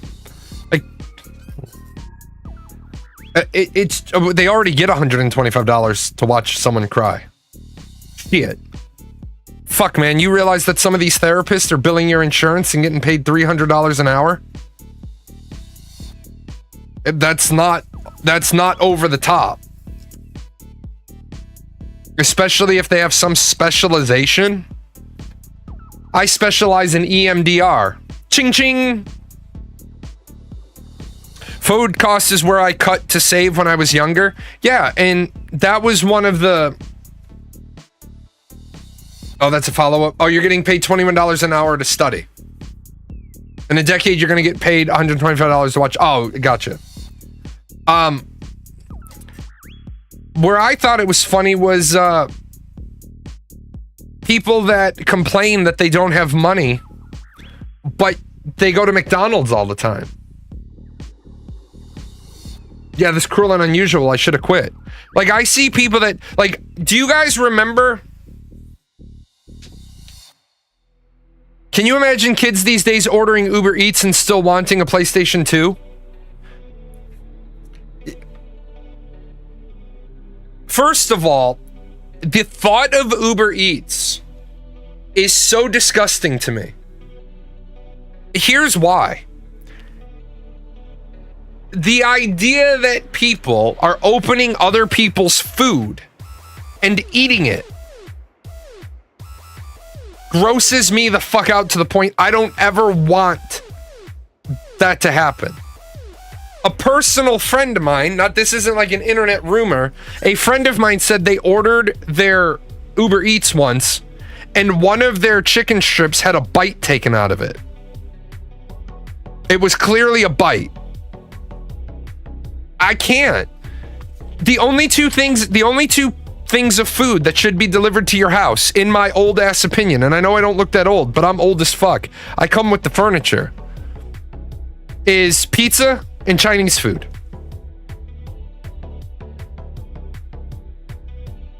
McDonald's used to be the cheap option, not anymore. Right, I remember when, pizza and Chinese, the only two things that should be delivered. You remember going to the dollar store and getting 100 cans of Chef Boyardee for $50 so I could save a couple of months. Yeah, like, these people are like, well, it's so hard. Fuck. I used to get 2 McChickens, a fry, and a drink for $4.12. For $4.12. And that was my treat. That was like my, I earned it, eat out. The rest of the time, people are like, oh, well, it's so hard to cook. Bitch, you fucking put the fucking ramen You put the fucking ramen in the bowl.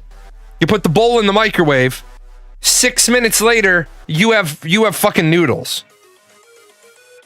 How hard is that? In fact, you don't even need to do that anymore.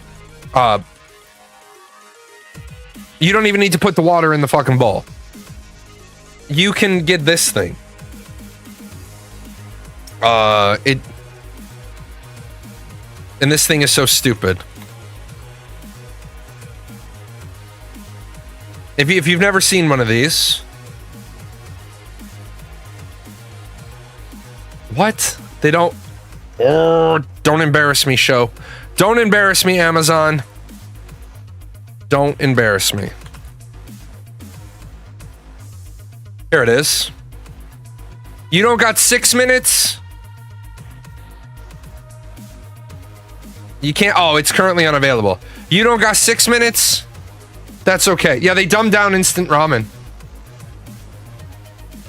You know, got 6 minutes?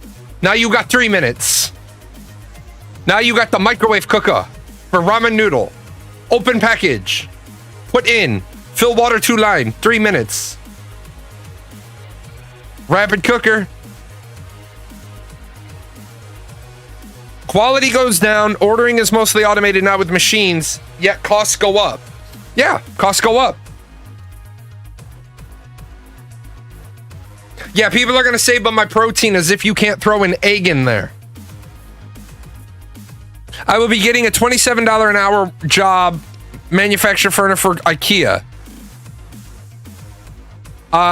From what I understand, quite comfortable in North Carolina. Yeah, if you're about an hour away from Charlotte, you'll be fine. The trick here is that, and I wish I kept the video. Old people, like my parents, don't understand the millennials because the world changed so much.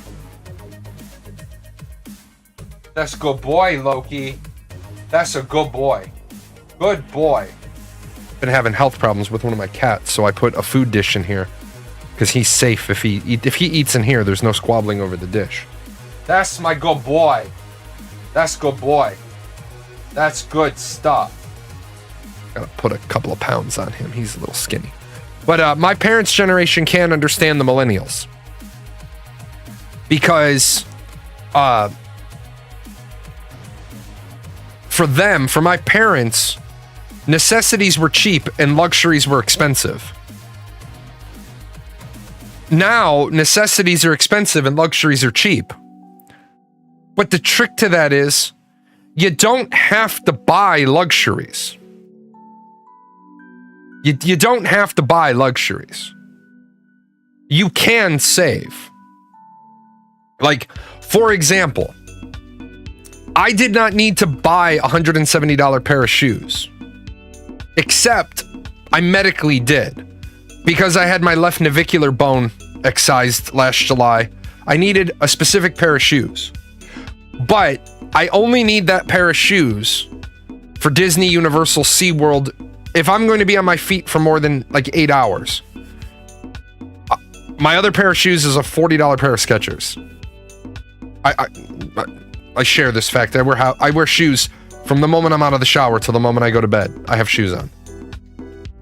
Soda at one point was cheaper than water. Soda is still cheaper than water. But here's the sad fact.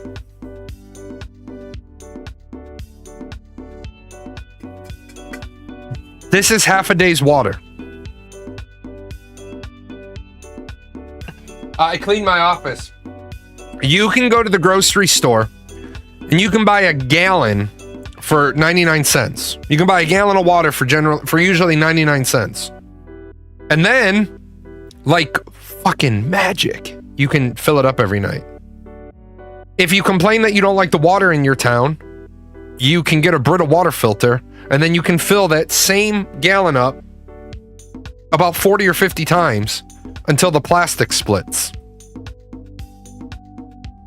Now, I'm going to use Asmongold as an example. He loves Dr. Pepper. He loves it. He can drink it all he wants. He can afford to. he can afford to. If you are looking at the end of the week and you don't have any money to put into the I want jar, then you have to look at where you're spending all your money and you have to say, well, I'm spending all my money over there. Do I really want this thing over here? Like, I mentioned that I'm going to Disney again.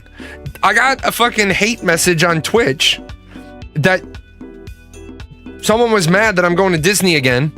And you're mad because I'm spending my own fucking money? Somebody was like, if you have enough money to go to Disney World twice in a year, you should be donating to charity. I do. I do donate money to charity.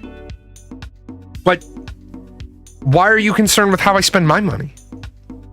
I want you to be making more money. I say this to Rail all the time. I would love to be making... You're going to Disneyland on the 11th. Good stuff. I say all the time, I wish I was making more money. I wish I was making more money. Because I'm at the point where... And I don't wish I was making more money. I wish the company was making more money. I just paid for another album. The album got finished yesterday. It won't launch until next month. But... Hi, Pokey.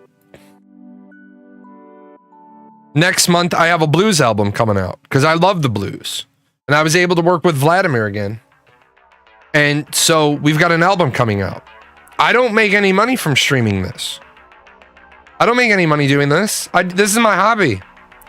But Vladimir made $480. Now, do I wish that I could pay my composer a lot more than $500? Yeah. Can I afford to? No. That's why I started a company. It's done and not coming out for a month. Actually, it's done and it's not coming out for a month because every Tuesday until the 27th of July, I have a single or an album coming out. Yeah. I have stuff coming out all the way through the 29th of July. And then later, when I finally get some time, I will have a Bossa Nova Jazz album coming out and some EDM coming out. Now, unfortunately, I can't afford to hire some of the people that I used to work with. I'm really happy for that fact. And it sounds weird. I'm happy for that. Some of the composers that I worked with have raised their rates. Why not all the music you make is stuff Jay listens to? The album. Why not all the music you make is stuff Jay likes to listen to? Well, yes, all of the music that I make is stuff Jay likes to listen to. I love blues. I love jazz. But right now, what I'm working on is what music is profitable.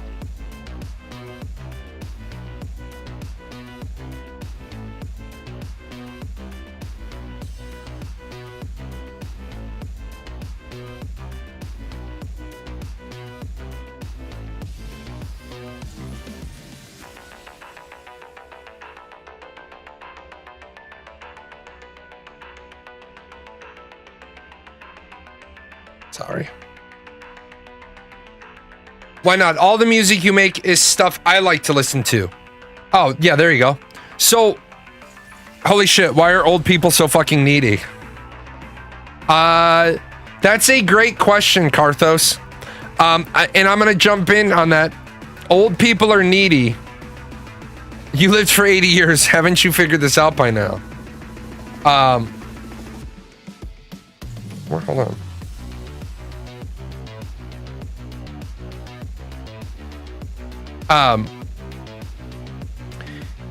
Because the world has changed so much in the last, let's just be honest, the world has changed so much in the last 5 years, and then 10 years, and then 20 years. The world is, the world has changed a lot. So old people, old people need help acclimating to the new world order.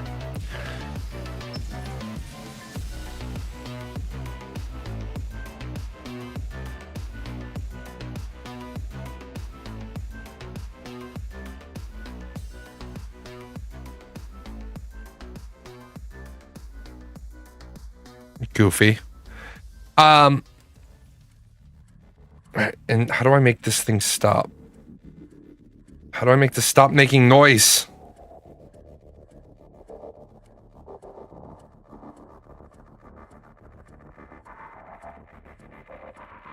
Okay.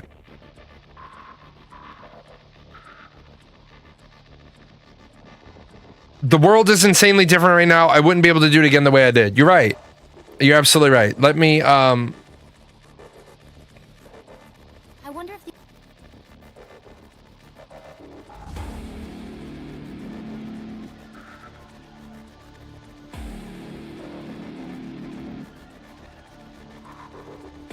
let me see. Feature. People these days simply stopped using one powerful word that would help them substantially, and that word is no. No, you don't need to have credit cards to buy a new iPhone every year. No, you don't need to buy a new car instead of a used one. No, you don't need to buy coffee from Starbucks. People waste their money for stuff they don't really need. I agree with you. The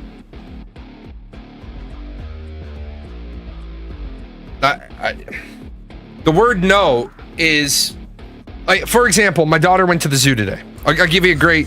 My daughter's in STEM camp this week, and they went to the zoo, even though the insect...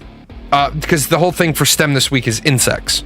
Even though the insect house was damaged in the tornado that came through here a while back. I don't know if the butterfly exhibit is fixed. But my daughter asked for money. But she hasn't done chores. And I said, what do you need money for? And she said... well, I don't know, maybe snacks or maybe a souvenir. And I was like, fuck no, you can get snacks. Don't bring no souvenirs home. Don't bring no more shit into this house, because we're still doing the Japanese thing in our houses. Does this item bring you joy? If yes, you can keep it. If no, get rid of it. Have you used this item in a year? If yes, keep it. If no, get rid of it. People just buy shit for the sake of buying it. Now, if you saw my house, you might think I'm a hypocrite. I used to make a lot of, like, educational material, so I liked having DVDs, because I had a DVD ripper, so I could rip the scene I wanted, kind of like I do now. I was doing this before it was streaming, but I was doing it for, like, education of ethics and social studies. I have a fuck ton of DVDs and a fuck ton of CDs. But we didn't have streaming when I was a kid. Do you know how much I would have fucking loved to have Spotify when I was growing up? Holy fuck. Holy fuck would I have loved to have Spotify. Then I wouldn't have had to rip off Columbia House 27 times.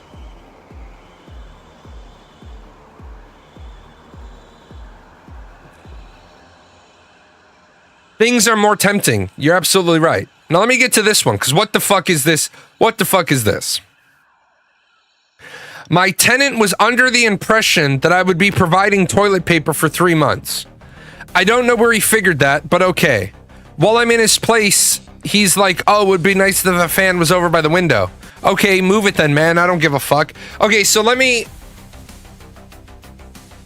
tell you why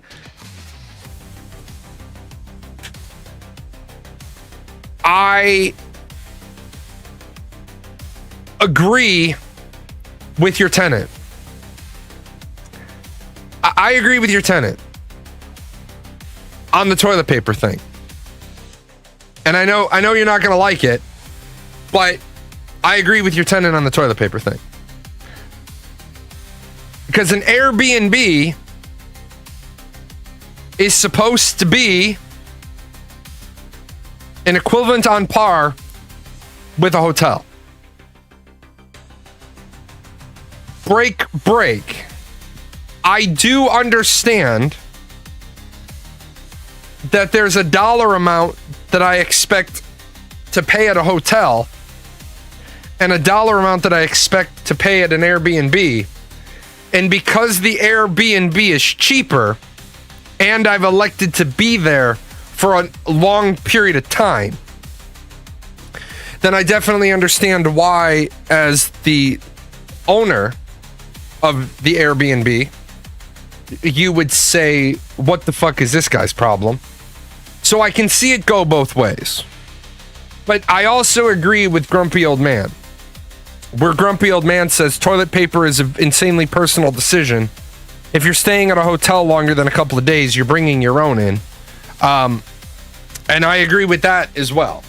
I 100% agree with that idea. He has 6 rolls of toilet paper. I'm not just giving him endless toilet paper for 3 months. Right. And I get your perspective, because you're also not charging him what he would pay to stay in a hotel for 3 months, which is why I say, I know, guys, it's this like fucking radical idea that a human being can see both sides of something and be non-judgmental and can identify with the good and the bad. It's almost like I was trained to write advocacy briefs or something. Yes, I understand his perspective. In his perspective, he's staying at an air bed and breakfast. At a bed and breakfast, I do not expect to bring in my own toilet paper. At the same time, you would be completely within your right to say, I will happily amend the contract and I will deliver you toilet paper every Monday. It will also cost you $100 more a week. If you don't want to pay that $100, take your lazy ass and go buy some ass white paper. Yeah, meet him in the middle. That's right, Karthos. What's wrong with you, man? You should have met him in the middle, and you should have fucking only offered him fucking single ply. Also brings you to the idea of why is single ply toilet paper ever in such small individual sheets? Whoever uses one toilet paper square of single ply, and if you do use one single square of single ply, what the fuck are you doing with the toilet paper? Because I gotta know. I have, it's like the tit on an almond thing. Like, look, I get it. Yeah, I'm not repeating that. I'm not repeating that one. But that's exactly right. Like, people don't, like, I don't get people. I don't get them. Let's see.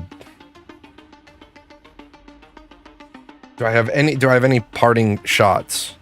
Oh, this is Bernie Sanders' face. This was supposed to be used on this was supposed to be for Monday. But like I said, all of my videos for today's show are now the property of Verizon.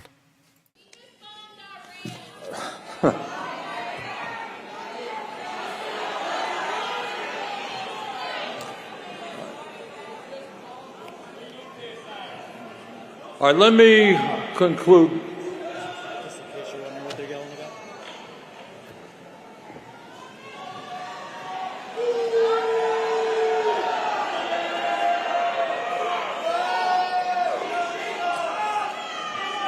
This is a statement from Donald Trump, quote, "We have completed our very successful attack on the 3 nuclear sites in Iran," etc.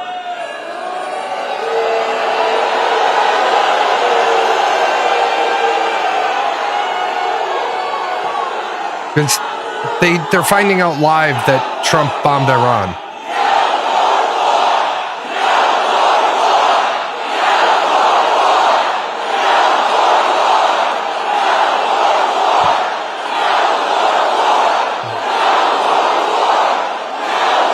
I agree. And I want to tell you something. Not only is this news that I've just heard the second alarming that all of you have just heard. Does anybody find it funny that he's standing behind a platform that says fight oligarchy when our government is technically an oligarchy? And I don't mean the president and his people. I mean, when you don't understand the fucking term oligarchy, you're standing behind a podium as a fucking oligarch saying fight oligarchy. but it is so grossly unconstitutional. All of you know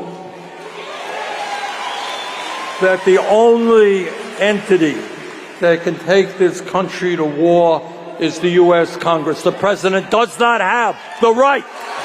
And one more time, because I've shown it many times during the show, and it hurts me that a person who has been... How long has Bernie Sanders been a senator? Bernie Sanders has been a senator since 2007. You would think that a man who's been in politics since 2007 would know. I'm sorry. It's more than that. Bernie Sanders has been involved in politics since 1971. He served as a mayor from 81 to 89. In 91, he was elected to the U.S. House of Representatives. So he's been in the legislative branch since 1991. And again, I've shown this on the show a bunch of times today, and I'll put the link in case you want to read it on your own time. I'll pop around and I'll drop the link one more time. This is my writing. I'm going back to being an author first and foremost of articles. Then I'll make videos as time allows. But he says only the U.S. Congress has the right to take this country to war. And I agree with you. But that's not what he did.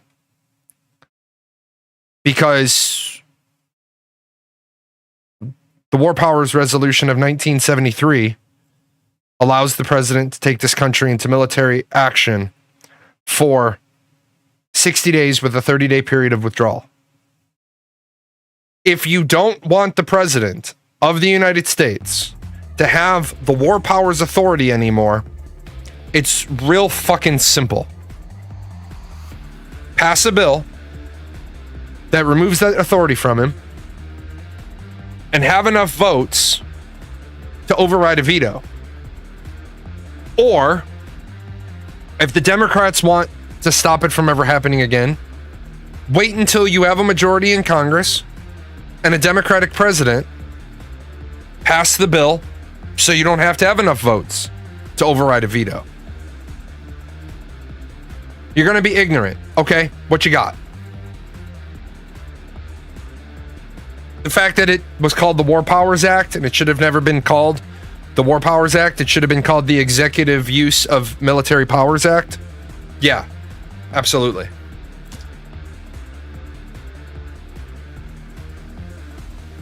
Is that 60 days including a 30 withdrawal or 60 days? It's 60 days plus a 30-day withdrawal. So the President of the United States can go boots on ground for 60 days. That creates an interesting problem as a former contingency planner. Technically, you can be in from the time the first guy is in the country on expeditionary orders. That starts the 60-day clock. But now there's a lot of bullshitis involved in that. And as a former member of the military, I'm sure you've heard the term Advon team. If I send my Advon team in there, not on contingency orders and not on expeditionary orders, my 60-day clock doesn't start. But at some point, you're going to put a person on the ground who got funded by CED money. That starts your clock. If it ain't expensive and no more trouble, can you look in an AI reader for the articles? I have a hard time reading blocks of text like that, sadly, but I find it important and interesting. Yeah, 6 foot. What I'm going to be doing is those are going to become videos. I'm just a little bit still behind the 8 ball finishing up the website. Once the website is done, then my work process is going to be write an article, make the video, write an article, make the video, instead of me trying to make videos, which after 7 years of trying to be a YouTuber, I'm finding I'm not very successful at it. I'm really good at like engaging. I'm not really good at not bitch slapping stupid people because I'm never gonna do that. Guy comes in and fucking is wrong for 45 fucking minutes. At some point, I'm gonna be like, no, you're a dipshit. I'm not going to tolerate ignorance because I give a fuck about your feelings. You want to tell me that this country, do you want to tell me Iran shouldn't be allowed to build nuclear reactors because Iran sits on a sea of oil? Well, the United States sits on a sea of oil and nobody stops us from having nuclear reactors. Then you want to say it's because we're burning oil as our fuel, and I say, no, we're not. Then you want to double down and say in California, oil refineries are closing, and that's going to increase the cost of oil in California. But California does only 0.02% of their power is generated by oil. 43% is generated by natural gas, and 19% is generated by solar. So what's your argument here? And then that person leaves. See, the problem, it's really easy for these people to go to communities that are echo chambers and nobody ever challenges them. I challenge everybody. If you notice, if you have an underground facility or in 60% enriched, I wonder what you're doing down there. What you're doing down there is you're building power grade uranium because you have to be at 90% to have weapons grade. Now, some people are reading an article and they're like, well, you can power a light water reactor at 5% enriched. Yeah, you can. The higher the enrichment, 300 feet underground. No, they have it 300 feet underground because, Magnus, you have to understand that America and Israel have been bombing the shit out of all their nuclear enrichment facilities for as long as they've been trying to make enriched uranium for power production purposes. Unless you know they're making weapons grade, why do you keep bombing them? They signed the fucking treaty that literally says we promise not to develop nuclear weapons, but we reserve the right to develop nuclear power for energy. But Israel has nuclear weapons, has never disclosed how they got them, and they won't allow anybody to inspect their nuclear weapons production facilities. They also used delay tech. No, they didn't. No. Stop that bullshit. I ain't even going down that fucking road. No, Iran did not. Iran signed the fucking treaty years and years and years and years ago. Iran signed the treaty forever long ago.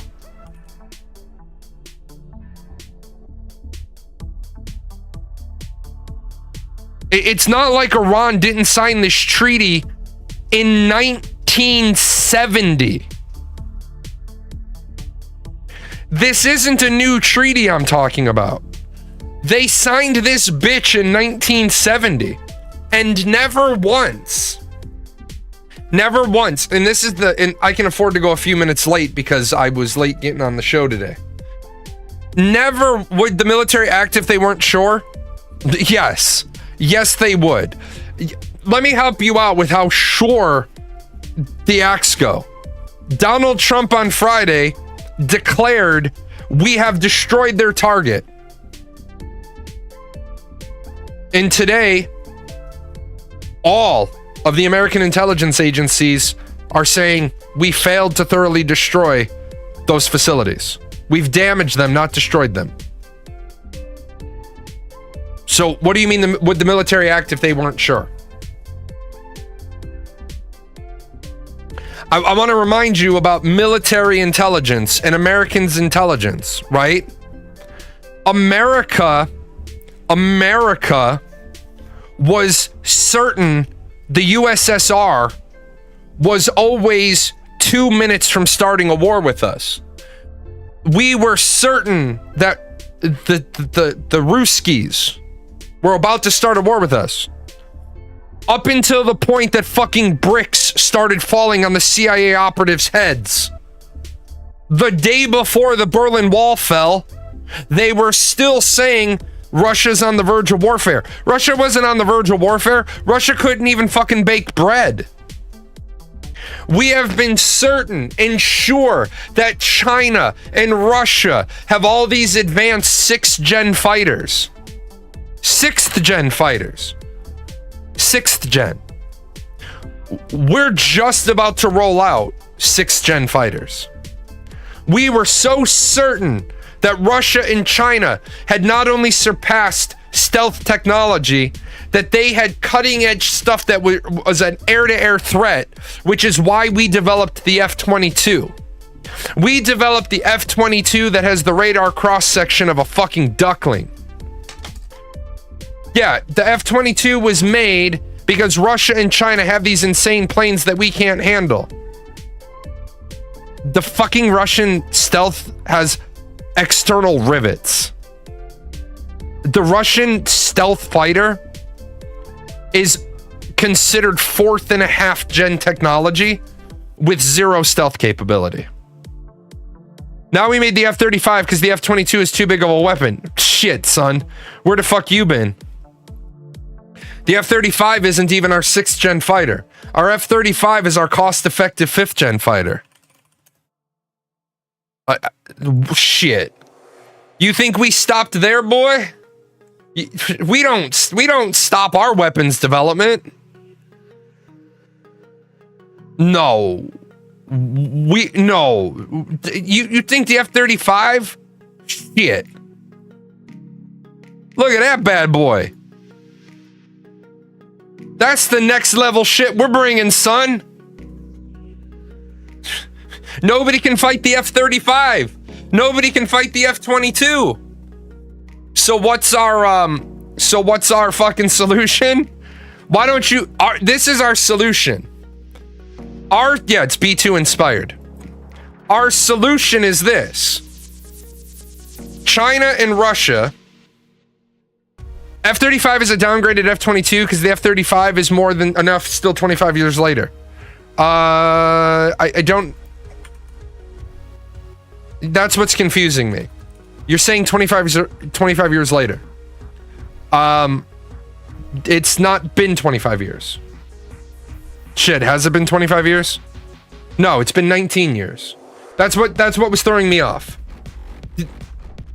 The F-35 went into service 19 years ago. That's the piece that was throwing me off.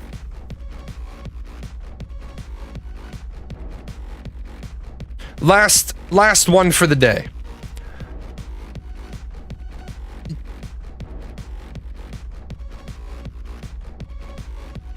No, the F-22 went into service in December of 2005.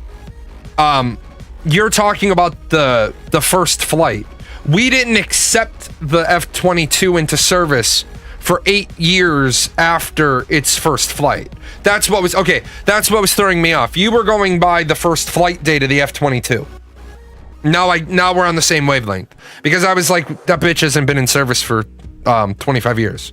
It's been in service for 20 years this year. It's its 20th anniversary of service. But yes, its first test flight was in 1997. Could Trump technically order the military to stop a vote rescinding the War Powers Act if Congress tried, though, because of the Supreme Court decision that basically says that any crime committed by the president is automatically pardoned if the law in question was limiting his or her power? No. I'm going to break that into 2 parts of why it's no. No, Donald Trump cannot order the military to stop a vote because that is not in the purview of what the military will and will not do. The president can order the military to do anything he wants. The military is most likely not going to follow that order because it's an unlawful order. Now, Donald Trump has tried in recent months to keep removing the top admirals and generals that won't roll over and go along with his plan. And he can do that because just like secretary cabinet members, just like his staff, every military officer serves at the pleasure of the president. Your commission can be rescinded at any time. Here it is. So here is what is known as a Form 1. This is my Form 1, and on the bottom, or on the back, I think on them, there is a number associated with my commission. I retired honorably. But as an officer, I retired honorably, but my commission is still assigned to me. Which means if we go to war and they need my ass back, I then have two choices. I can go back until the day I die. I could lose both my feet due to my neuropathy issue I'm having, which I go to the hospital next week. I don't know if next Wednesday's show will be delayed. I go in the morning, but the hospital's kind of far away. I got to go to a different hospital. I have one of my tests. I could lose both my feet and they could still call me back to active duty if they needed me.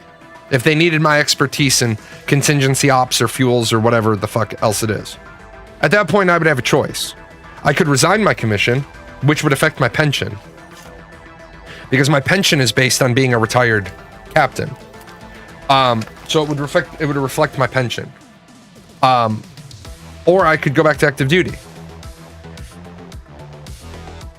With that said, generals serve at the pleasure of the president. Admirals serve at the pleasure of the president. If the president says, I want you to resign, you resign. Because you can't make the rank of general. You can't make the rank of admiral prior to 20 years. It is mathematically impossible.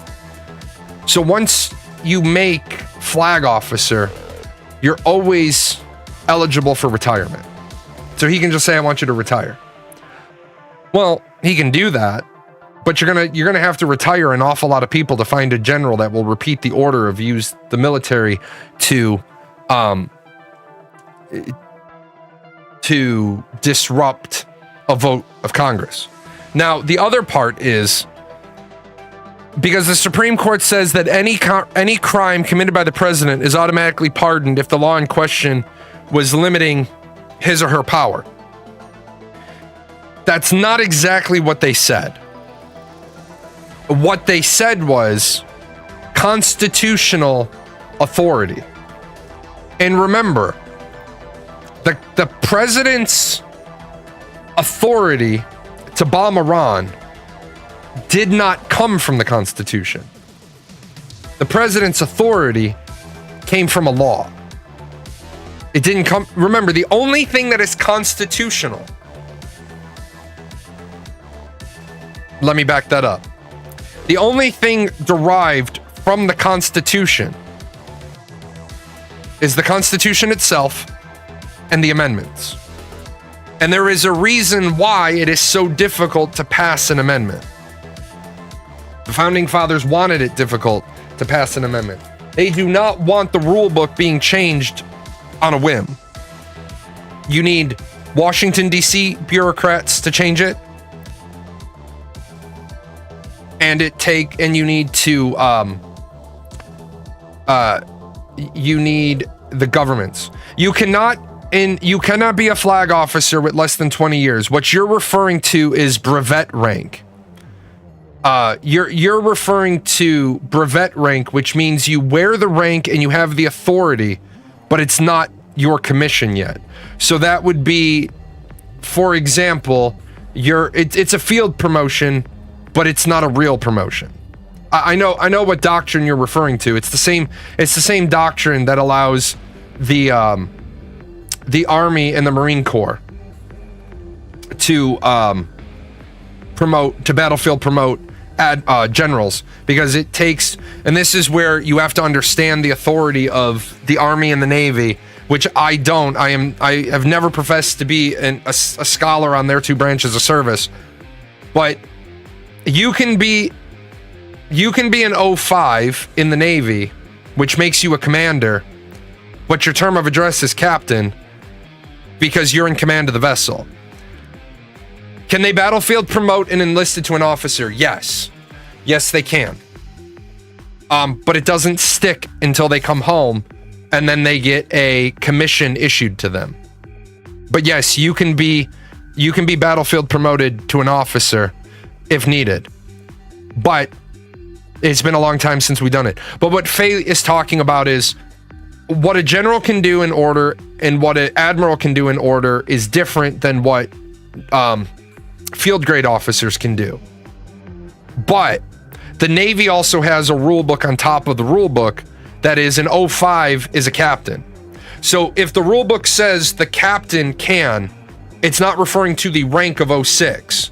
It's referring to the commander of the vessel. And you can have, on the smaller boats, they generally don't, but again, I'm not a Navy scholar. The smaller boats, for them to have practice, can be under the command of an 05 or an 04. But you're not going to have the big ships that are in war under the command of a lower rank. Now, you might have the vessel under the command of a more junior individual when it's operating in national waters, so that commander is getting practice. Because the Navy really doesn't want people that haven't had practice taking the toys out. But even in that regard, what they refer to is the old man is on the boat. So if shit goes sideways, he'll walk out onto the bridge and he'll say, I have the con. What I'm talking about is a nuclear submarine cannot be captained by a person under 05. So if you, yes, exactly. And that's what you have to be an 05 to be in command of a nuclear arsenal.